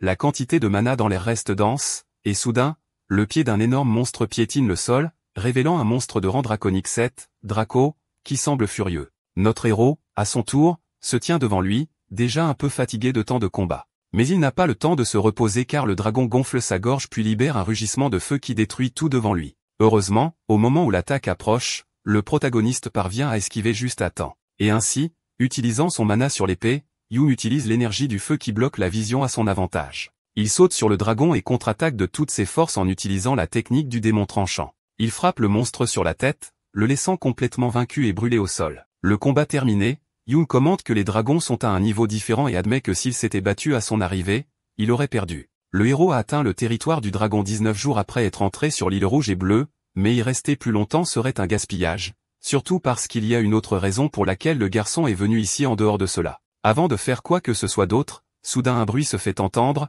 alors le héros se prépare à se battre à nouveau, et il se cache là où il le peut pour mieux analyser la situation jusqu'à ce qu'il se rende compte comme prévu. Devant lui se trouve une escouade de monstres de rang 8, les hommes lézards. On dirait qu'il y a un problème depuis la veille car les hommes lézards ne devraient apparaître qu'à la périphérie de l'île. De plus, ils attaquent et fuient, ce qui est inhabituel pour des êtres non intelligents, ce qui signifie que les monstres pourraient être affectés par quelque chose. Et si c'est le cas, le protagoniste avance pour enquêter lui-même. Juste avant d'attaquer, l'un des lézards réagit étrangement une fois de plus, ce qui confirme la théorie de Jung. Puis, sans aucune pitié, il en finit avec 2 d'entre eux, ne croyant pas aux coïncidences, mais laisse quand même le dernier en vie pour pouvoir le suivre. De l'autre côté de l'île, des phrases comme « affronter le clan Marshall » sont entendues à plusieurs reprises jusqu'à ce que la personne responsable de cela soit montrée en pensant que la lignée Lee est vraiment particulière. Au même moment, lorsque le lézard survivant arrive, l'homme ne peut pas comprendre comment un si jeune garçon a vaincu autant de monstres. Pourtant, l'homme croit toujours qu'il ira bien parce qu'en fin de compte,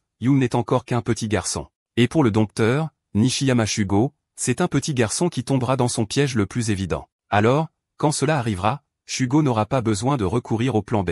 Le protagoniste a évité de justesse de tomber dans ce piège et a réussi à réaliser que son ennemi était un dompteur. Cependant, il ne comprenait toujours pas comment un étranger avait réussi à entrer ici. Jusqu'à ce qu'il se souvienne qu'il ne serait pas impossible qu'un cercle de téléportation ait été préparé quelque part, ce qui signifiait que c'était probablement quelque chose qu'un membre du clan Lee avait mis en place. À ce moment-là, la seule chose dans l'esprit du héros était d'en informer la maison et d'attendre des renforts. Cependant, Yoon sait qu'ils arriveraient trop tard et qu'il ne pourrait pas découvrir qui est responsable. Par conséquent, parmi toutes les options, il n'en restait qu'une, utiliser ses arts de furtivité pour résoudre ce problème lui-même. Premièrement, le héros cache sa présence avec des arts de furtivité, puis au moment où il trouve une ouverture, il utilise toute sa force pour approcher et vaincre le dompteur d'un seul coup. Au dernier moment avant l'attaque, l'objet que Shogo transporte commence à briller et à crier, faisant réaliser à l'homme ce qui se passe. Malheureusement pour le protagoniste, il s'agissait d'un artefact de détection de danger, et même s'il était plus rapide, la frappe a été bloquée. Face à face,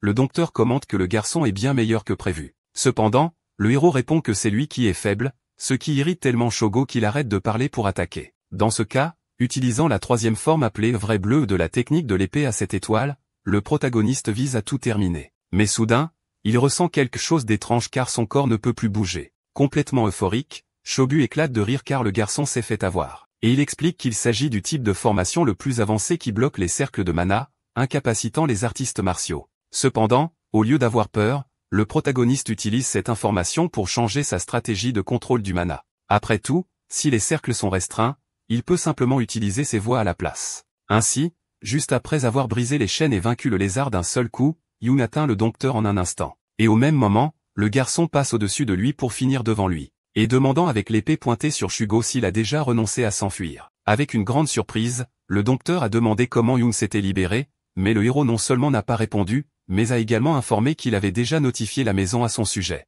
À cause de cela, la chose évidente serait qu'il se rende, mais Shogo a déclaré qu'il éliminerait le garçon et retrouverait ainsi sa liberté. Puis, avant même que le protagoniste ne puisse comprendre la signification de cela, quelque chose est apparu devant lui, brisant son épée et le frappant directement, ce qui a fait que notre héros a été projeté contre un arbre avec un impact dévastateur. Puis après quelques secondes allongé sur le sol, Yoon comprend la gravité de la situation. Parce que devant lui se trouve le gardien de l'île rouge et bleue appelé la montagne à tête de tortue. Il s'agit d'un monstre de rang 3, et comme le dompteur n'est pas d'un niveau élevé, il avertit qu'il ne peut contrôler qu'une seule commande. Quoi qu'il en soit, l'ordre d'attaquer le héros a été donné, alors Shogo conseille au garçon d'abandonner et d'accepter simplement son sort. Soudain, une grande quantité de papier avec des inscriptions est jetée en l'air confirmant la commande. Mais comme Shogo n'en a pas le contrôle total, le héros essaie de rester calme et de se concentrer sur le dompteur. Pour pouvoir faire quelque chose contre la montagne à tête de tortue, ce qu'il a dans sa main est la seule option. C'est le médicament qui a été interdit parce que les effets secondaires étaient trop intenses par rapport au positif et à l'amplificateur de mana.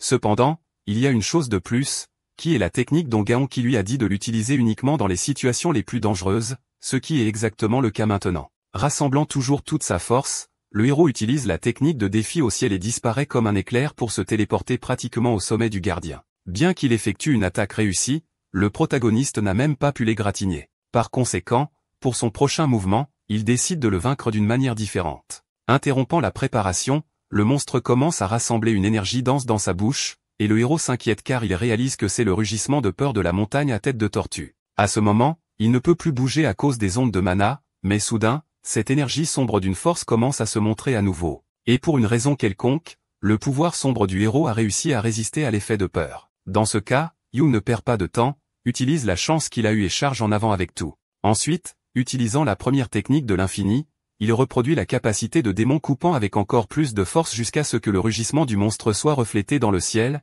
mais tout n'est pas une victoire car Yoon commence à ressentir les effets du médicament. À genoux sur le sol, le héros ne pourra plus bouger pendant un certain temps à cause des effets secondaires intenses, y compris une vive douleur thoracique. Cependant, dans les 10 dernières secondes de force restantes, Yoon court déterminé à trouver le dompteur. Ainsi, plus de la moitié du temps passe jusqu'à ce que soudain une ligne rouge soit vue par le garçon sur le sol. Et avec seulement 3 secondes, cette ligne mène à Shogo, qui panique rapidement en voyant notre héros là-bas. Pourtant, le protagoniste n'est pas assez proche pour l'éliminer avec le petit corps. Alors il crie juste pour que son épée devienne plus longue, et avec une frappe précise, le dompteur est vaincu. Avec son épée sur le sol, Yoon essaie de se rétablir car tout sera fini s'il s'évanouit maintenant. À cause de cela, il boit une fiole en se souvenant des conseils de sa tante d'utiliser ceci après la technique. Et avant qu'aucun monstre n'arrive, le garçon est déterminé à s'occuper de ce type. Mais soudain, sa vision s'obscurcit. Jusqu'à quelques secondes plus tard, le protagoniste se réveille dans un endroit blanc complètement isolé. Pendant un moment, il se demande où il est ainsi que où sont le dompteur et le monstre. Mais en remarquant mieux sa situation, le garçon réalise qu'il a l'impression que son corps est déchiré, et soudain, un énorme œil apparaît à l'endroit, un peu surpris qu'il ait déjà atteint ce point. L'œil dit que même seul, ces choses sont trop dangereuses pour être consommées par un humain, pourtant elles sont toujours en la possession d'un humain. Il espérait que le protagoniste ne se réveillerait pas maintenant, mais puisque c'est le cas, il réfléchit un instant et dit à notre héros de se nourrir, en jetant un étrange morceau de quelque chose sur le sol. Quoi qu'il en soit, quand Yoon regarde cette ruche violette, il réalise que cela pourrait être la pierre lumineuse violette de la clarté. Et l'œil ajoute que, en fait, c'est le héros qui sera la nourriture car une nouvelle ère arrive. Ainsi, afin de ne pas être dévoré par le temps, cette entité conseille à l'enfant humain de devenir plus fort. Quelque temps plus tard, c'est juste là que Yoon rouvre les yeux dans le monde réel. Et bien qu'elle soit agacée d'être appelée par son nom alors qu'elle est plus âgée, la fille demande comment se sent le héros. À ce moment-là, le corps du protagoniste est un gâchis, mais il est clair que la quantité de mana a considérablement augmenté. À cause de cela, il devient curieux de savoir s'il a vraiment consommé la pierre lumineuse violette de la clarté.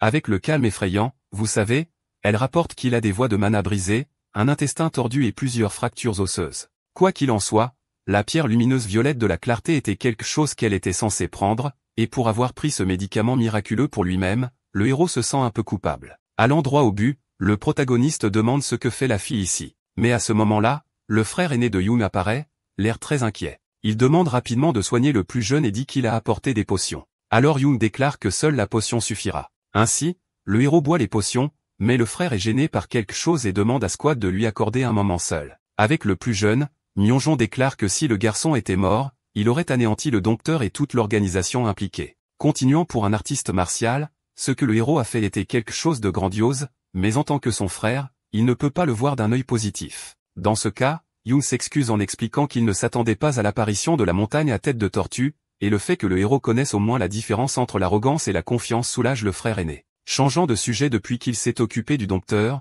Yoon demande s'il a droit à ces informations. Pour une raison quelconque, c'était déjà une question à laquelle Ma Wang-zong s'attendait. Le dompteur s'est révélé être un sorcier de rang 5 qui a expérimenté avec Myodo et a été expulsé lorsqu'il a essayé de mettre la main sur une sorcellerie interdite. Il a activé une sorcellerie avancée pendant que le gardien dormait pour essayer d'éliminer Yoon en utilisant le monstre. Étant donné cela, le héros demande si son frère n'a pas découvert qui est derrière cela, mais à sa surprise, ce sera difficile pour le moment. Yoon, pour sa part, commente qu'il n'est pas la cible, alors Myonjon demande la raison de cela. Le protagoniste pense que leur objectif est de nuire à la réputation du frère en l'accusant de ne pas être en mesure de détecter les envahisseurs à temps, ce qui, bien qu'inattendu, l'héritier du clan est d'accord avec, montrant une certaine inquiétude à ce sujet. Mais même si cela peut rester un peu dans son image, il assure aux plus jeunes que cela ne fera pas beaucoup de différence. Et comme il ne peut pas laisser son poste vacant trop longtemps, Myonjon décide de revenir. Avant cela, le protagoniste tient la main du frère aîné pour lui demander pourquoi ils ne vont pas de pair avec cela.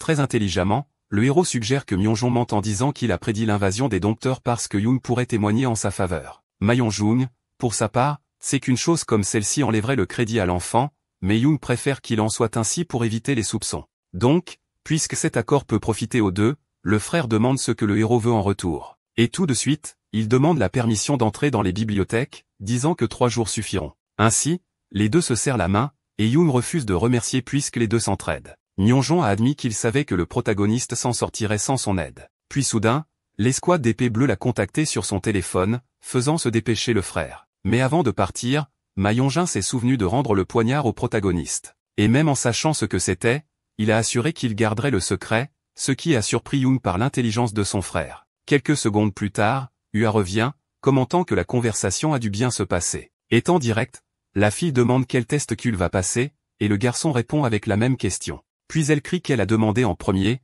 mais le héros ne veut pas le dire seul. Dans ce cas, avec une grande fierté, la fille annonce qu'elle va choisir le plus difficile. Et quant au protagoniste, il a l'intention d'aller dans la salle de combat. HW, pour sa part, ne savait même pas qu'un tel test existait, mais le héros a révélé que c'était parce qu'il était situé à la périphérie. La fille indique clairement à quel point elle est déçue parce que même à la fin du test, Kul insiste pour relever des défis faciles. Cependant, cette idée que la difficulté dépend de l'emplacement sur l'île n'était qu'un préjugé. Mais sachant que Ua a une perception erronée des choses, le héros ne se soucie pas de la changer. Quelque temps plus tard, bien qu'il ne se souvienne pas bien, il a l'impression d'être quelque part dans les environs. Kul recherche la grotte cachée pour la deuxième tâche de la cérémonie d'attribution du nom. Et après avoir erré pendant un certain temps dans la forêt dense, la salle de combat est trouvée. Comme l'endroit est assez sombre, le protagoniste allume une torche. À première vue, les murs semblent normaux, mais Kul sait qu'ils ne le sont pas. C'est précisément pour cela qu'il sort son épée et coupe le faux mur, révélant les portes de fer de l'entrée de l'endroit qu'il recherche. Une fois la joie d'avoir trouvé l'entrée passée, le héros fait une petite coupure sur sa main pour imprégner du mana dans son propre sang. Puis il jette quelques gouttes sur la porte, et dès qu'elles entrent en contact avec le métal, les portes s'ouvrent, révélant l'intérieur de la salle de combat. L'ouverture de la porte fait voler beaucoup de poussière, et sans perdre de temps, Kul se dirige vers ce qui semble être un autel. Ainsi, en tant que descendant de l'estimée famille Marshall, notre héros verse son sang dans un récipient, et trouvant le défi de l'ancêtre, il plaide pour que sa requête soit acceptée. Dans la salle de combat, il n'y a qu'un seul défi, qui est de gagner une bataille contre soi-même. Kul aura un nombre illimité de tentatives, mais même s'il choisit d'abandonner, il ne peut pas partir tant qu'il n'a pas gagné. Par conséquent, il est maintenant temps de commencer, mais avant qu'il ne puisse faire son premier pas, quelque chose passe rapidement près de son cou. Et ainsi, le protagoniste est vaincu avec une frappe qui ne lui permet même pas de réaliser ce qui s'est passé. Heureusement, quelques secondes plus tard, le héros se réveille désespéré mais vivant. On aurait dit que sa tête venait d'être séparée de son corps, mais c'était une illusion car on ne peut pas mourir dans la salle de combat. Malgré cela, l'illusion était très réaliste, ce qui pourrait rendre fou la plupart des gens qui l'ont vécu. Mais ce n'était pas le problème car s'il était vaincu de cette façon, cela signifie qu'il est capable de le faire. La salle de combat est capable de faire ressortir 100% du potentiel du challenger. Cela signifie que l'illusion peut profiter de capacités que même le challenger lui-même ne peut pas. Parce que s'il le pouvait, il n'aurait pas perdu. Quoi qu'il en soit, le héros est prêt à essayer une fois de plus. Après avoir perdu à nouveau lors de sa 3e tentative, le garçon a eu l'abdomen percé. Lors de la 5e tentative, il a essayé de se battre à main nue, mais a été achevé avec une clé de bras. À la 10e, la défaite s'est produite de la même manière que la première, et ainsi, plusieurs tentatives ont dépassé des douzaines. Jusqu'à un moment donné, il semblait qu'il y avait une dispute équilibrée entre l'illusion et le corps réel. Après avoir dévié une attaque, le protagoniste se retire. Finalement, lors de sa 80e tentative, le héros croit avoir tout appris sur lui-même. Jusqu'à présent, ses plus grandes forces sont sa flexibilité et sa capacité à surmonter les irrégularités ainsi que la liberté de briser les attentes. Dans ce cas, le protagoniste crée un esprit de combat imaginaire, et comme c'est un miroir, l'illusion fait de même que le corps original. Pendant que les deux se battent, Kul commence à réaliser que plus il se bat contre sa copie, plus ils se ressemblent. Par conséquent, à un certain moment, l'illusion recule un peu et échange sa lance contre une épée longue pour attaquer plus directement. Cependant, au moment où l'épée a percé l'adversaire, tout ce que le protagoniste a fait a été de le traiter de stupide, laissant l'illusion confuse. C'est parce que Kul avait baissé sa garde exprès, et maintenant avec toute sa force, la capacité de démon tranchant est utilisée. Tranchant l'illusion en deux, qui avant de disparaître, exprime un sourire fier sur son visage. Passer la salle de combat permet de débloquer une compétence cachée du clan, mais dans le passé, la compétence que le héros a acquise était la plus courante appelée renforcement. À cause de cela, Kul se demande si cette fois il en obtiendra une meilleure. Soudain, la couleur de son mana commence à se mélanger du bleu à un or intense, et quand tout devient doré, Kul comprend instantanément de quelle capacité il s'agit. À l'extérieur de la porte de la salle de combat, plusieurs personnes sont rassemblées à la recherche de Kul. Parmi eux se trouve le ministre, qui, déjà très stressé, se demande combien d'incidents le protagoniste va provoquer lors de la cérémonie d'attribution du nom. Cependant, ce stress se termine lorsque quelqu'un avertit qu'il y a eu un changement dans la densité du mana. Parce que juste après que cela se soit produit, les portes ont commencé à s'ouvrir, et de l'intérieur, Kul a commencé à émerger, mais clairement en très mauvais état. Essayant d'être aussi rapide que possible, le ministre court vers Kul et le serre dans ses bras alors qu'il s'évanouit, lui demandant de se réveiller. Puis, encore un peu inconscient, le héros commence à essayer de demander quelque chose, et Taon fait très attention. Cependant, brisant toutes les attentes créées, tout ce que Kul voulait, c'était de l'eau et de la nourriture. Par conséquent, après avoir réfléchi un peu à la situation avec le héros presque inconscient dans ses bras, le ministre s'irrite extrêmement et crie si fort qu'il est entendu même de l'extérieur de la montagne. Quelque temps plus tard, au manoir du jeune maître, sa servante peut à peine contenir toutes les inquiétudes qu'elle ressentait, surtout parce qu'en plus de défier le gardien de la montagne, le héros est également allé à l'ancienne salle de combat. Quoi qu'il en soit, même si elle avait prévu de le gronder à son retour, Gagua est très heureuse que le jeune maître soit revenu. Par conséquent, tout en essuyant ses larmes, elle dit qu'elle préparera un bain et de la nourriture pour quand il aura fini. Changeant de sujet, le protagoniste demande à la nounou où est sa tante, mais à ce sujet,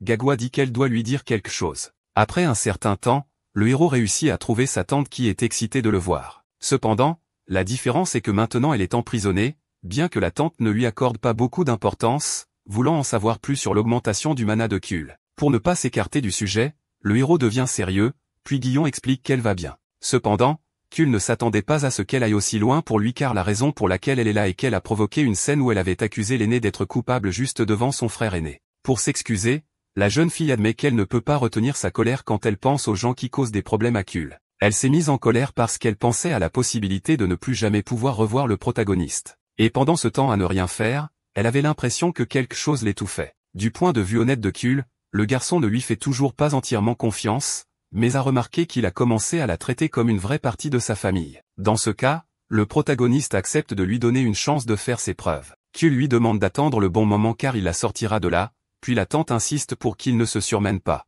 Mais avec un sourire, le héros dit qu'elle doit sortir bientôt et qu'il reviendra sous peu. Le même soir, dans un aéroport, un avion atterrit sur la piste, et juste en bas des escaliers, des membres de la famille attendent. Jusqu'à ce que la personne qu'ils attendent apparaisse, et avec Tachin devant, tout le monde l'accueille. En descendant, le chef de clan s'excuse pour le retard, mais sa femme lui dit juste qu'un repas est préparé pour lui, tandis que la 8e femme et le nouvel enfant attendent également à ses côtés. Après l'incident lors de la cérémonie d'attribution du nom, le héros pensait être devenu très fort, mais il n'était toujours pas capable de connaître la différence entre lui et son père. De façon inattendue, l'attention de Tachin s'est concentrée sur le fils illégitime, et Kyul a réalisé que les yeux des deux s'étaient croisés. Poursuivant la conversation qu'il avait dans l'avion, le patriarche dit qu'il n'a pas besoin de quelqu'un qui refuse de se battre pour la famille. Cependant, en regardant Yang Mi, il commente qu'apparemment, il n'y a qu'un seul fils qui souhaite le vaincre. Naturellement, les gens sont confus quant à la personne dont parle le patriarche, mais notre héros comprend tout. Il croit qu'il avait bien caché ses émotions,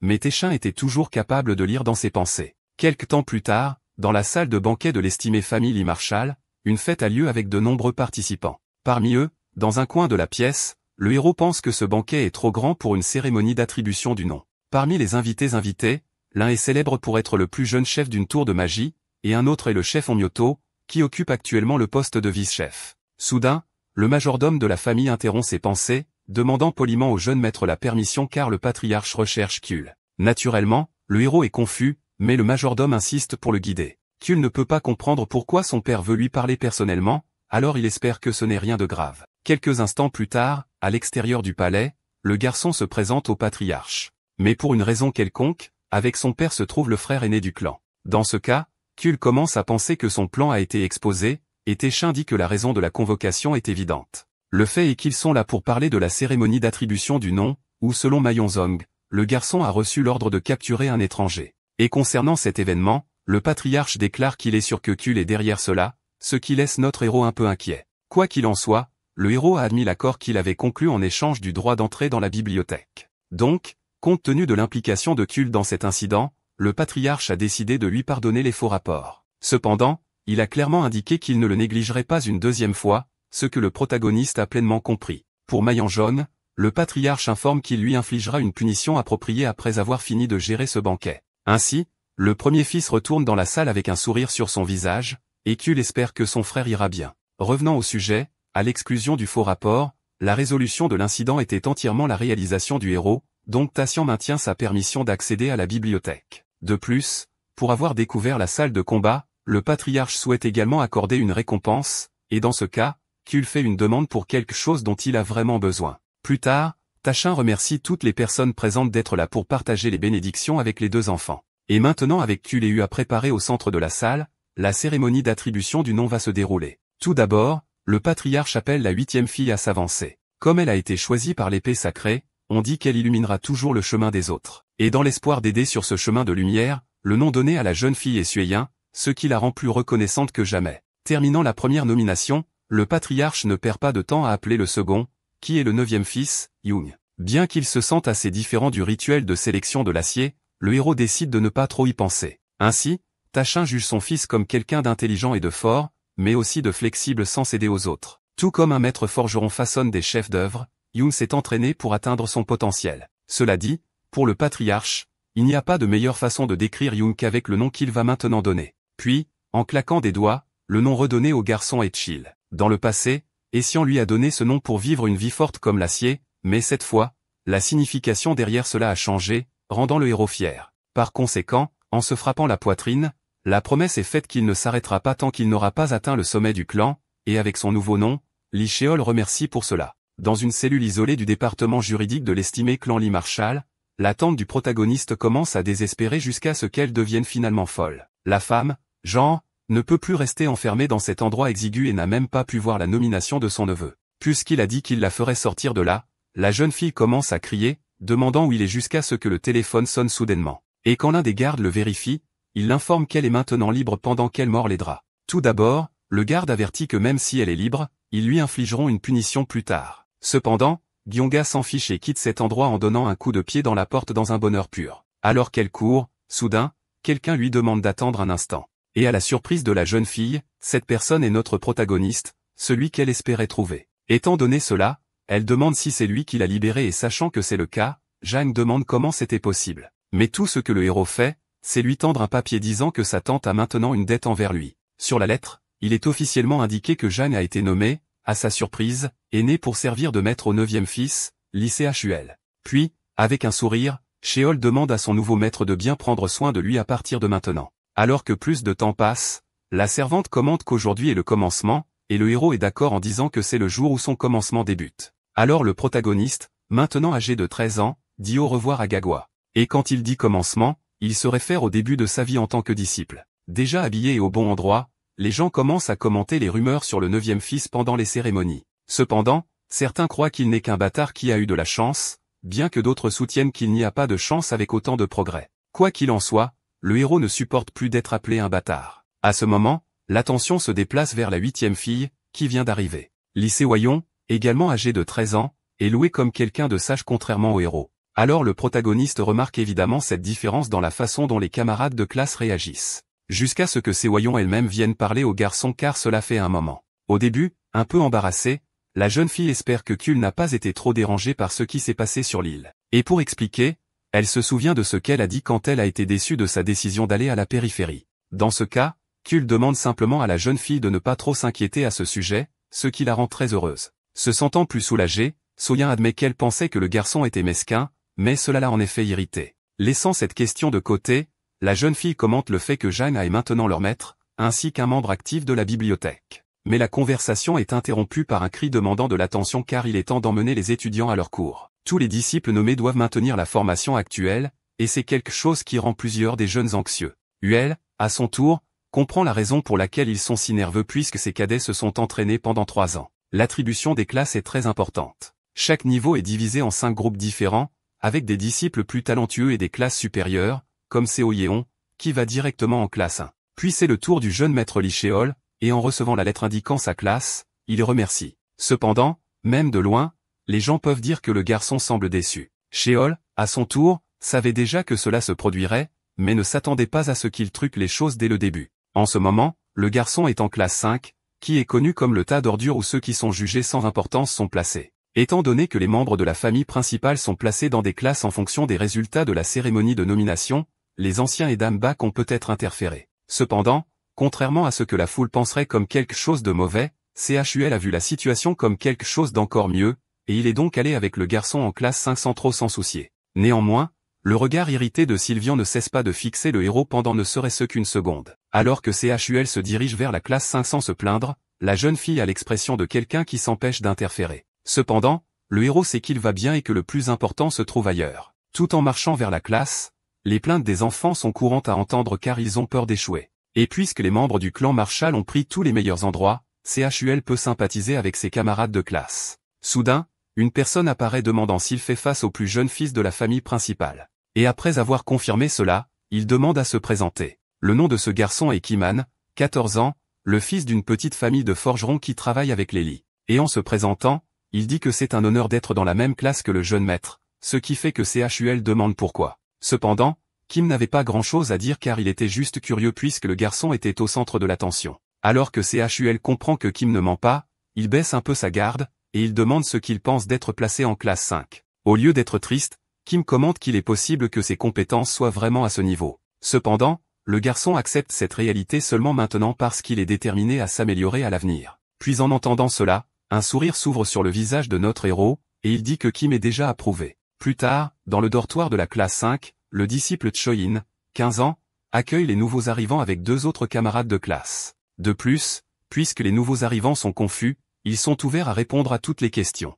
L'un d'eux, à son tour, commande qu'il est temps de se présenter. Puis Lee Jong-ho se présente comme l'instructeur de la classe 5, et puisqu'il y a de nouveaux membres aujourd'hui, ils sauteront le cours régulier pour commencer par un bref résumé. Étant donné cela, Kul remarque que l'homme n'a pas du tout changé depuis sa vie antérieure car, dans le passé, il a même aidé avec des leçons privées. Après un certain temps, le résumé est donné, et maintenant il est en charge de prendre les rênes pour enseigner le matériel aux nouveaux arrivants. Il se présente rapidement et n'hésite pas à dire qu'il a redoublé 2 fois, étant sa 2e année en tant que chef de classe.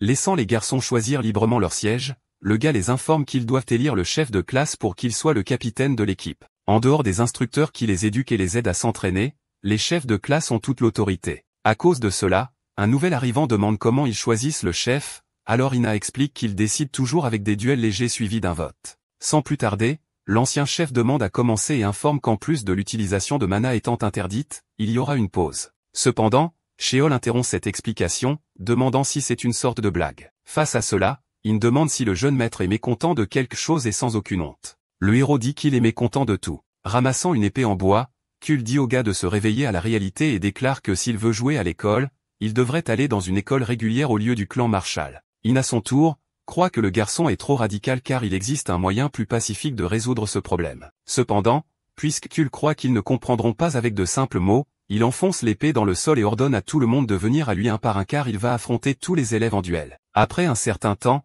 le protagoniste transpire en haletant d'épuisement, et devant lui, plusieurs étudiants sont déjà vaincus. Il peut à peine croire que le jeune maître a été capable de vaincre autant de personnes seules. Mais maintenant, Sheol appelle Choi dans son attention pour le prochain Kadak à entrer dans l'arène. Définitivement, l'ancien chef commence à admirer le héros, et il informe qu'il n'en reste qu'un. Tellement satisfait de cela, le protagoniste demande à In d'arrêter Stalin et de venir le combattre. Au même moment, les deux épées s'affrontent de la force que le redoublant peut à peine supporter. Ina ne peut toujours pas comprendre pourquoi le héros va si loin car il s'agit d'un duel sans récompense dans un match d'entraînement pour les cadets. De plus, en ce moment, CHUL n'a même pas l'énergie pour faire une attaque directe. Par conséquent, au fond, Ina ne fait que devenir plus confus en pensant à la raison.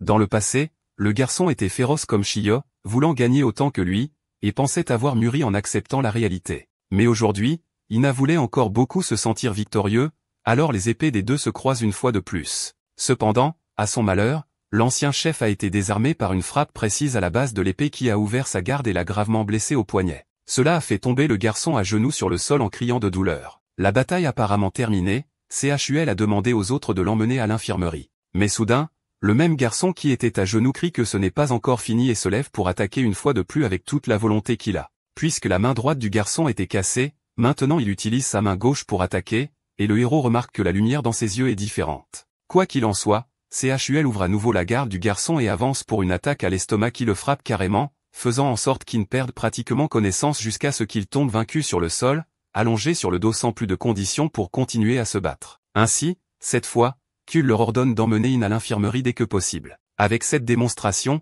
le héros dit à tout le monde qu'il vit chaque seconde comme une heure et chaque heure comme une année entière. Du sommet de l'arène, Kul crie que la vie ne devient plus facile que lorsque vous vous engagez, donc pour protéger les choses qu'il aime, il continuera à se battre. Pour tous les étudiants vaincus, la question qui reste est de savoir si l'un d'eux a déjà vécu la vie comme ça, car pour le héros, c'est ce que signifie vraiment se battre. Plus tard, l'instructeur semble réprimander Sheol, car 4 enfants ont des os cassés et 3 ont des organes endommagés. Cependant, le héros insiste sur le fait qu'il est nécessaire d'endurer de telles blessures s'ils veulent survivre dans le clan Marshall. Malgré cela, Jimbo soutient que chacun a sa propre réalité, mais Sheol se demande s'il doit vraiment l'expliquer à l'instructeur, car même les cadets l'ont déjà compris. Pour ne pas être trop dur, le héros admet que l'instructeur est un homme bon, ce qui est rare au sein du clan Lee Marshall. Mais comme ses enfants sont des cadets, le protagoniste déclare que Jong-ho doit les guider sur le bon chemin, même si cela signifie faire semblant d'être un méchant. Et n'ayant rien de plus à dire, Sheol dit simplement à l'instructeur de faire son travail correctement.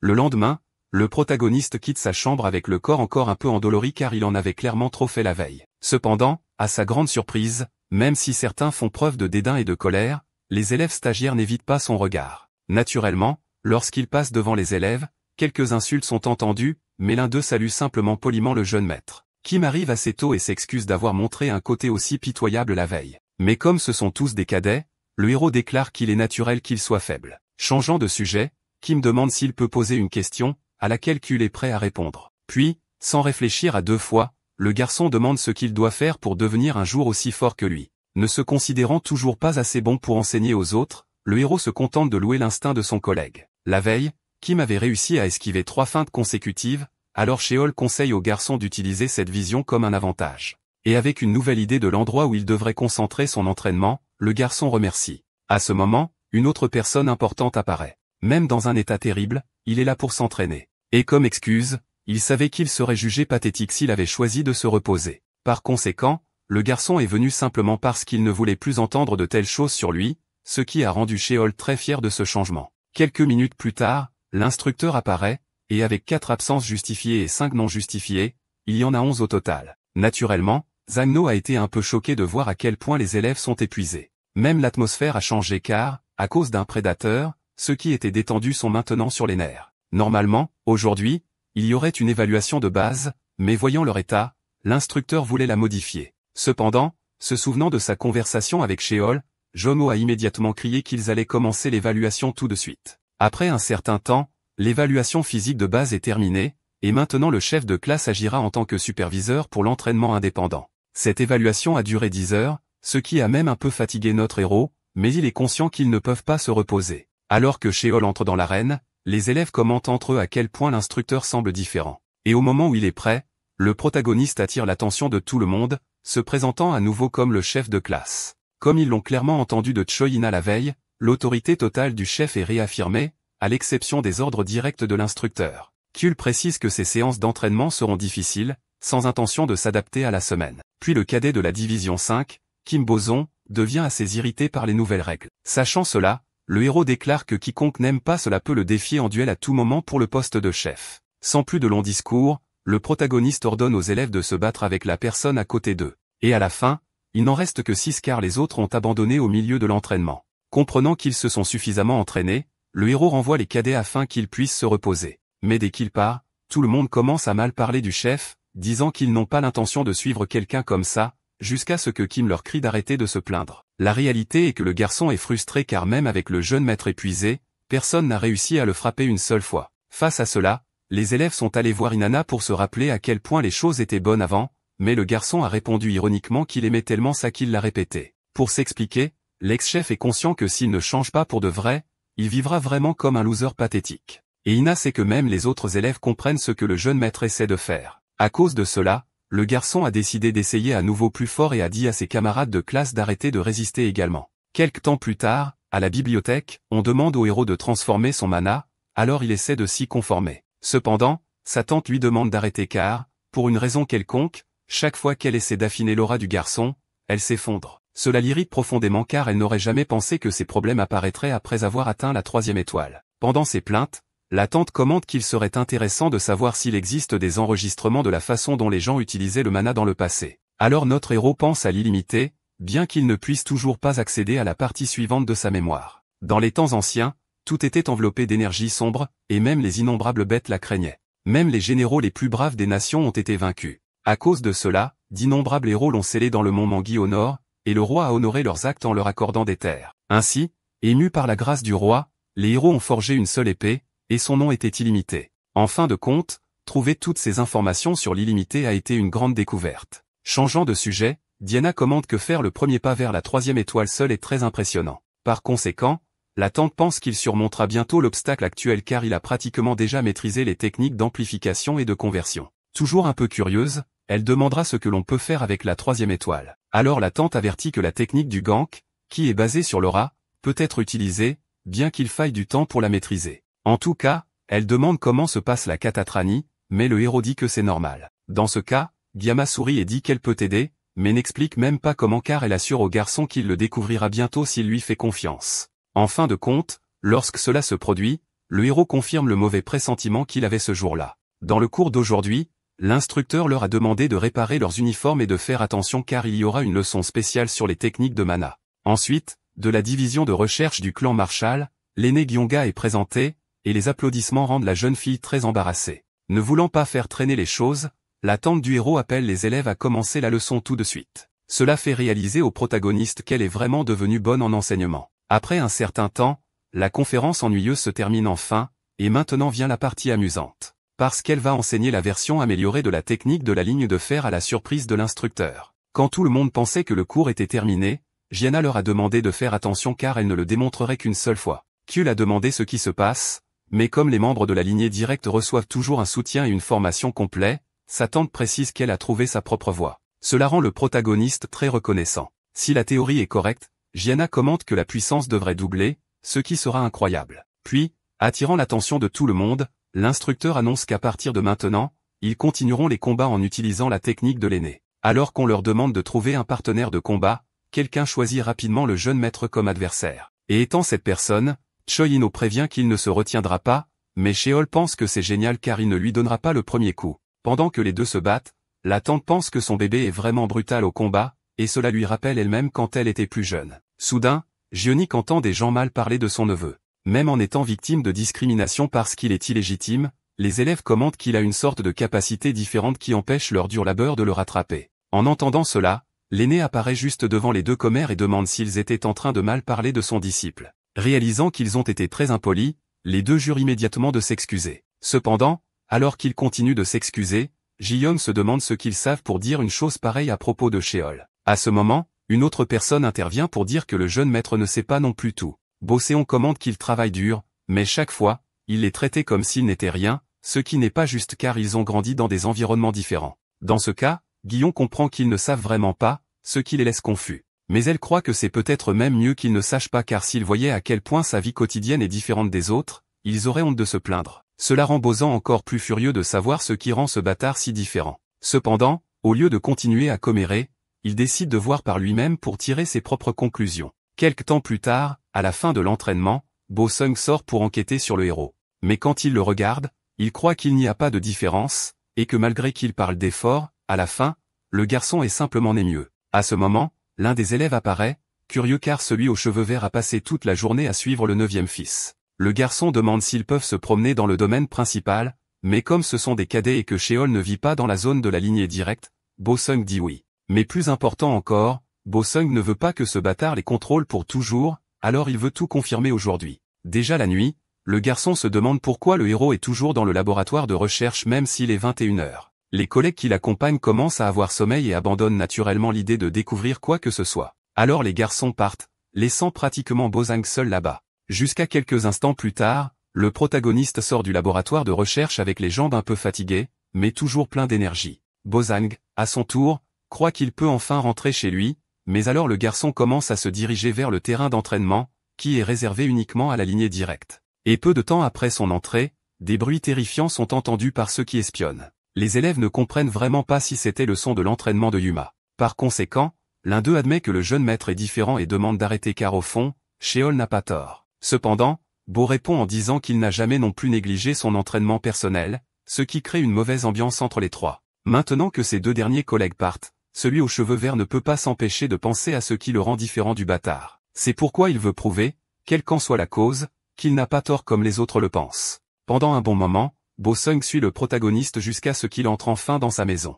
Mais à ce moment, une lanterne illumine le garçon qui demande qui est là. Remarquant que c'est un cadet, l'un des gardes a l'air un peu confus. Le garçon explique que le jeune maître se promène à cette heure tous les jours, mais en général, personne d'autre ne le fait. Dans ce cas, Bo-sung a dit qu'il avait quelque chose à faire. Mais comme c'était une violation des règles, l'homme lui a demandé de revenir bientôt. Et de cette façon, le garçon a accepté. Mais même à 2 heures du matin, les lumières dans la chambre de Seul étaient encore allumées. Par conséquent, n'ayant plus rien à dire, Bo-sung accepte finalement de laisser tomber et retourne au dortoir. Le lendemain, à 5 heures du matin, sur le terrain d'entraînement exclusif de la 5e classe, Bo-sung est réveillé mais assez affaibli pour avoir si peu dormi la nuit précédente. Cependant, quelque chose le surprend car, bien qu'il ait l'air épuisé, Kul, 13 ans, parvient vraiment à vivre avec seulement 3 ou 4 heures de sommeil. En revanche, quand Bozan rentre chez lui, il se repose en regardant la télé ou en jouant à des jeux. Le garçon s'entraîne souvent seul, mais maintient un équilibre entre le sommeil, le repos et le divertissement. Remarquant que l'un des élèves est devant lui, le héros demande ce qui se passe. Alors Bozong demande si le garçon n'est pas fatigué, ce qui l'irrite. Au même moment, le héros réalise que celui aux cheveux verts était l'un de ceux qui le suivent. Bozong, à son tour, commence à invoquer toutes ses excuses concernant le fait que Tchil a le soutien de la lignée directe. Cependant, Taïra répond qu'il vit comme ça depuis qu'il est plus jeune et qu'il dormait seulement un peu plus avant de devenir cadet. Évidemment, il est fatigué de ne pas assez dormir. Alors l'élève demande pourquoi il se pousse autant, mais Shell s'approche pour murmurer à l'oreille du garçon qu'il connaît déjà la réponse. Et ainsi, toute la conception précédemment établie par le jeune maître s'effondre. Quelque temps plus tard, dans l'arène d'entraînement des patriarches du clan Marshall, quelqu'un attire son attention. Le majordome informe que les documents officiels des ordres ont déjà été traités, alors Tachin les demande. Cependant, après avoir lu le résumé, il est dit que ce n'est pas suffisant même si cela implique des donjons de 7e et 8e classe. Puisqu'on peut stocker des armes et des fournitures, mais pas des personnes, ce que le patriarche veut, c'est créer des personnes qui peuvent survivre. Alors le majordome comprend, mais avant de partir, il a une autre affaire importante à signaler. En quelques secondes, le résumé des actions du plus jeune est donné, et le patriarche n'est pas surpris car les héros ont toujours eu un regard différent depuis l'enfance, comme quelqu'un qui a déjà touché le fond. Mais diriger et changer les gens est une affaire complètement différente. Par conséquent, Tassian demande au majordome de modifier le contenu du test, et puisque la 8e fille est impliquée, les normes devraient être relevées. Ainsi, le patriarche testera personnellement si cet enfant est vraiment capable de diriger les autres. Sur le terrain d'entraînement exclusif de la 5e classe, John Woo apparaît comme d'habitude pour donner la leçon. Cependant, en arrivant, les élèves s'entraînent déjà de manière très compétitive. Même si c'est le week-end, tout le monde court déjà tôt le matin de manière organisée sans même avoir besoin d'être appelé. Au moment où les élèves voient l'instructeur, ils félicitent leur dur labeur du week-end. Et s'il y a un chat absent, ils demandent à ce qu'on l'appelle car il a une annonce à faire. Bien que ce soit un peu soudain, il est annoncé que l'évaluation du semestre sera avancée. Par conséquent, il a été décidé d'accorder une semaine de pause avant cela, alors l'instructeur leur a demandé d'en profiter beaucoup. Cependant, avant qu'ils ne puissent continuer, il réalisa qu'il n'aurait pas besoin de rappeler aux élèves de continuer à s'entraîner de leur propre chef pendant la pause. Quoi qu'il en soit, confiant en ses élèves travailleurs, l'instructeur renvoie tout le monde. Sheol, à son tour, analyse ces informations concernant la pause soudaine et l'évaluation avancée du semestre. Cependant, il commente avec un certain étonnement le fait que personne ne quitte l'arène. Alors Kim explique qu'il regarde le jeune maître, et In qu'il cherche des conseils sur la pause. Dans ce cas, le héros leur dit que le temps leur appartient et qu'ils peuvent faire ce qu'ils veulent à la surprise de tous. Kul dit qu'ils peuvent se reposer quand ils en ont besoin et qu'il ne les fera pas s'entraîner pendant la récréation. Cependant, au lieu d'être heureux, les élèves bavardent et n'en reviennent pas que de tels mots soient sortis de la bouche du jeune maître, ce qui l'agace un peu. Ainsi,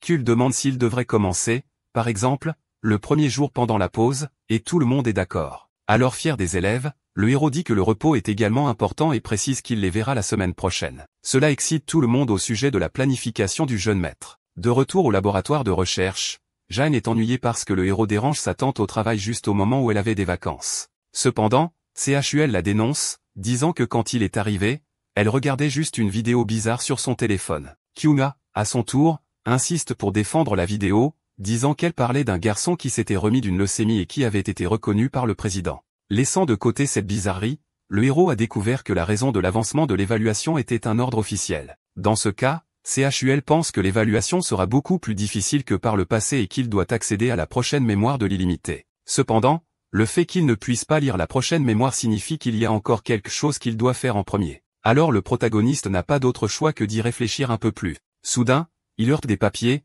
les faisant tous tomber du canapé, ce qui irrite beaucoup sa tante car elle essaie de rester organisée. Cependant, parmi les papiers, un attire son attention. Il y est indiqué que la différence entre les arts martiaux anciens et modernes est le but, et il est spéculé que les techniques anciennes étaient axées sur le combat contre les bêtes. En pensant à ce but, Shewell croit que le démon tranchant est comme ça parce que l'original est composé de plusieurs formes. Ainsi, il se lève rapidement, ce qui laisse sa tante un peu confuse. Mais au lieu d'expliquer, le héros dit simplement qu'il doit courir au terrain d'entraînement tout de suite. Et le vent qui se lève ne fait que gâcher encore plus les papiers, laissant Guyana complètement furieuse. Quelque temps plus tard au centre d'entraînement, le protagoniste invoque l'illimité et essaie d'imaginer une cible. Les yeux fermés, cet ennemi doit être plus grand que lui et une bête non humanoïde. Ce doit être un monstre gigantesque, et la technique doit ignorer tous ses attributs car ceux qui ne sont que tapas accent grave l'œil sans pouvoir destructeur sont inutiles. En fin de compte, le but clair du démon tranchant n'est ni plus ni moins que de tuer des monstres. Alors essayant de reproduire la scène qu'il a vue dans le rêve, le protagoniste saute sur le monstre de niveau apocalypse et utilise la capacité du démon tranchant avec toute la force qu'il a pour couper la bête en deux. De retour dans la réalité, une immense quantité de poussière s'élève,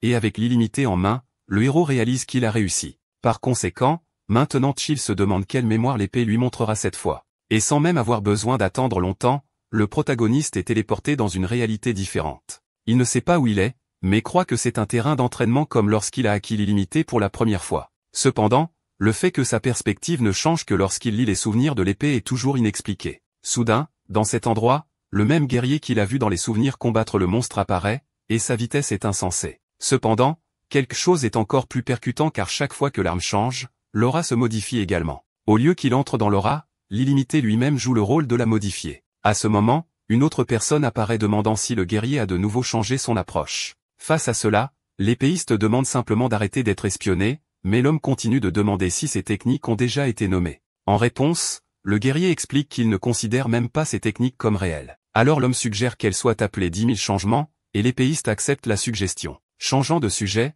l'épéiste demande si son collègue a amené quelqu'un ici, mais le gars le nie, et attaque rapidement le guerrier avec sa propre épée car il est venu ici précisément pour se battre. Tout en espionnant tout, le héros est choqué quand il remarque quelque chose car la couleur des yeux et la couleur des cheveux sont des signes clairs que ce guerrier appartient à la lignée directe de l'estimé clan Lee Marshall. Quelque part près d'un mur, une camionnette roule sur un chemin de terre. Et de l'intérieur, le protagoniste pense que ce scénario n'est pas tout à fait différent du passé ou du futur. Une barrière séparant les zones sur des zones dangereuses est déjà quelque chose de courant. Il y a longtemps, une immense faille est apparue près de l'océan Pacifique, appelée le trou bleu. C'était un espace inconnu qui n'avait pas encore été correctement exploré, et de là, des monstres inconnus sont sortis, dominant les endroits qu'ils traversaient. L'humanité s'est battue contre ces monstres pendant longtemps, essayant de récupérer leur territoire. Cependant, même aujourd'hui, il existe encore des zones non récupérées, et ces zones sont connues sous le nom de zones inexplorées ou zones dangereuses. Alors de nos jours, ils disent que ces barrières divisent les zones sur des zones dangereuses. Kim, qui est dans le même véhicule, commente que plus il se rapproche de ces zones, plus le paysage devient désolé. Mais puisqu'ils sont toujours à l'intérieur de la barrière, le héros commente que ça ne devient pas pire que ça parce que ce qui change, c'est juste le développement urbain local, et Sheol peut dire ça avec confiance parce qu'il a déjà vécu longtemps dans un village dans un endroit comme celui-ci. Quoi qu'il en soit, la personne responsable de l'excursion avertit que les enfants doivent rester en état d'alerte. C'est parce que l'endroit où ils sont sur le point d'entrée est un donjon vraiment inexploré dans la zone dangereuse. Avec tout le monde à l'extérieur du véhicule, l'instructeur leur a demandé de se rassembler car ils vont installer le camp et vérifier les fournitures nécessaires avant de commencer le test. À partir de maintenant, il est dit que les enfants devront tout gérer, mais l'instructeur n'est pas inquiet. En tant que professeur, vous fournirez le soutien maximal qu'il peut et donnerez toute l'aide possible. Alors il leur a demandé de montrer tout ce qu'ils ont appris jusqu'à présent, et tous les enfants applaudissent. Kul, à son tour, annonce qu'à partir de maintenant, il prendra les devants, mais avant cela, il précise une chose. Le héros les informe que ce test est devenu plus difficile à cause de lui,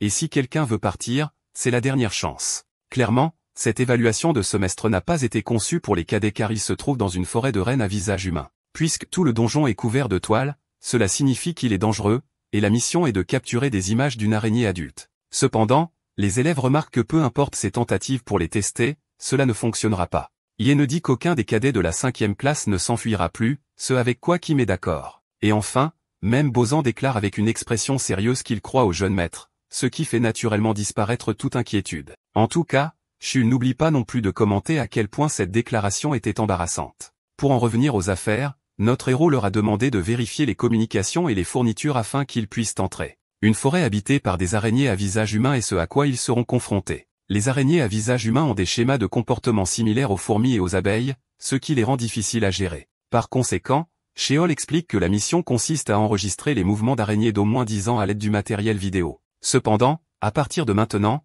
le héros laisse en charge du groupe à la surprise des garçons. C'est parce que le protagoniste se déplacera seul à partir de ce moment pour devenir la proie des araignées à visage humain, ce qui, après avoir réfléchi pendant 1 minute, a évidemment fait hurler tous les élèves pour contester la décision. Quelque temps plus tard, dans cette forêt infestée de monstres, l'une des araignées est vaincue par l'épée du protagoniste. Ben, déjà un peu fatigué, se rend compte qu'ils se sont enfin rassemblés. Pour le héros, cela valait la peine de les tuer exprès pour répandre l'hormone de danger, car ils ramènent une proie plus nutritive au nid pour nourrir leurs larves. Et pour l'instant, la façon la plus simple d'être considéré comme une proie de valeur est de prouver que la proie elle-même possède également un grand pouvoir. Par conséquent, Sheol la tire simplement comme illimitée et la transformant en lance, utilise le démon tranchant pour détruire la plus grande. Ainsi, lorsque la première grande est vaincue, une horde infinie d'autres apparaît pour submerger la proie. Cependant, c'était exactement là que notre héros cherchait jusqu'à présent. Quelque temps plus tard, Sheol se réveille dans un endroit différent. Il semble qu'il soit à l'intérieur du cocon d'une araignée à visage humain,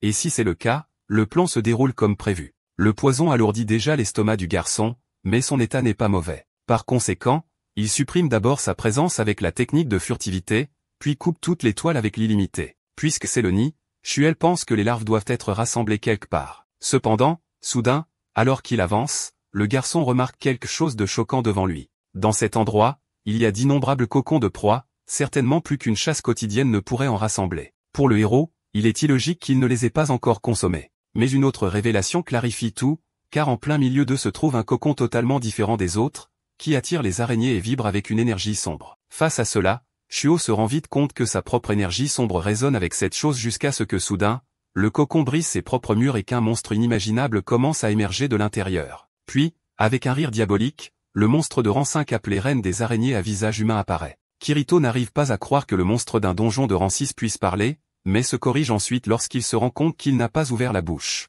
La seule option restante est donc que l'énergie sombre lise la conscience du monstre. Sans perdre de temps, la reine perce le premier cocon pour se nourrir, et devant s'éloigner, le héros vacille dans la technique de furtivité. Par conséquent, le monstre parvient à sentir la présence de l'enfant à l'intérieur de son nid. Mais après avoir réalisé que la chose qui l'a réveillé est à l'intérieur de lui, tout ce que fait la reine, c'est crier pour que le protagoniste le lui donne. Ce cri est la pression que seuls les prédateurs de haut rang peuvent émettre. Mais comme la pression d'un prédateur ne fonctionne pas sur le protagoniste, la reine se sent offensée par la résistance de l'enfant. De plus, l'attaque a eu l'effet inverse car elle s'est reflétée en brisant la formation du plafond. Déjà extrêmement furieuse, la reine décide simplement de tout faire exploser en même temps. D'accord, c'est la fin de l'histoire. Merci d'avoir regardé. À la prochaine.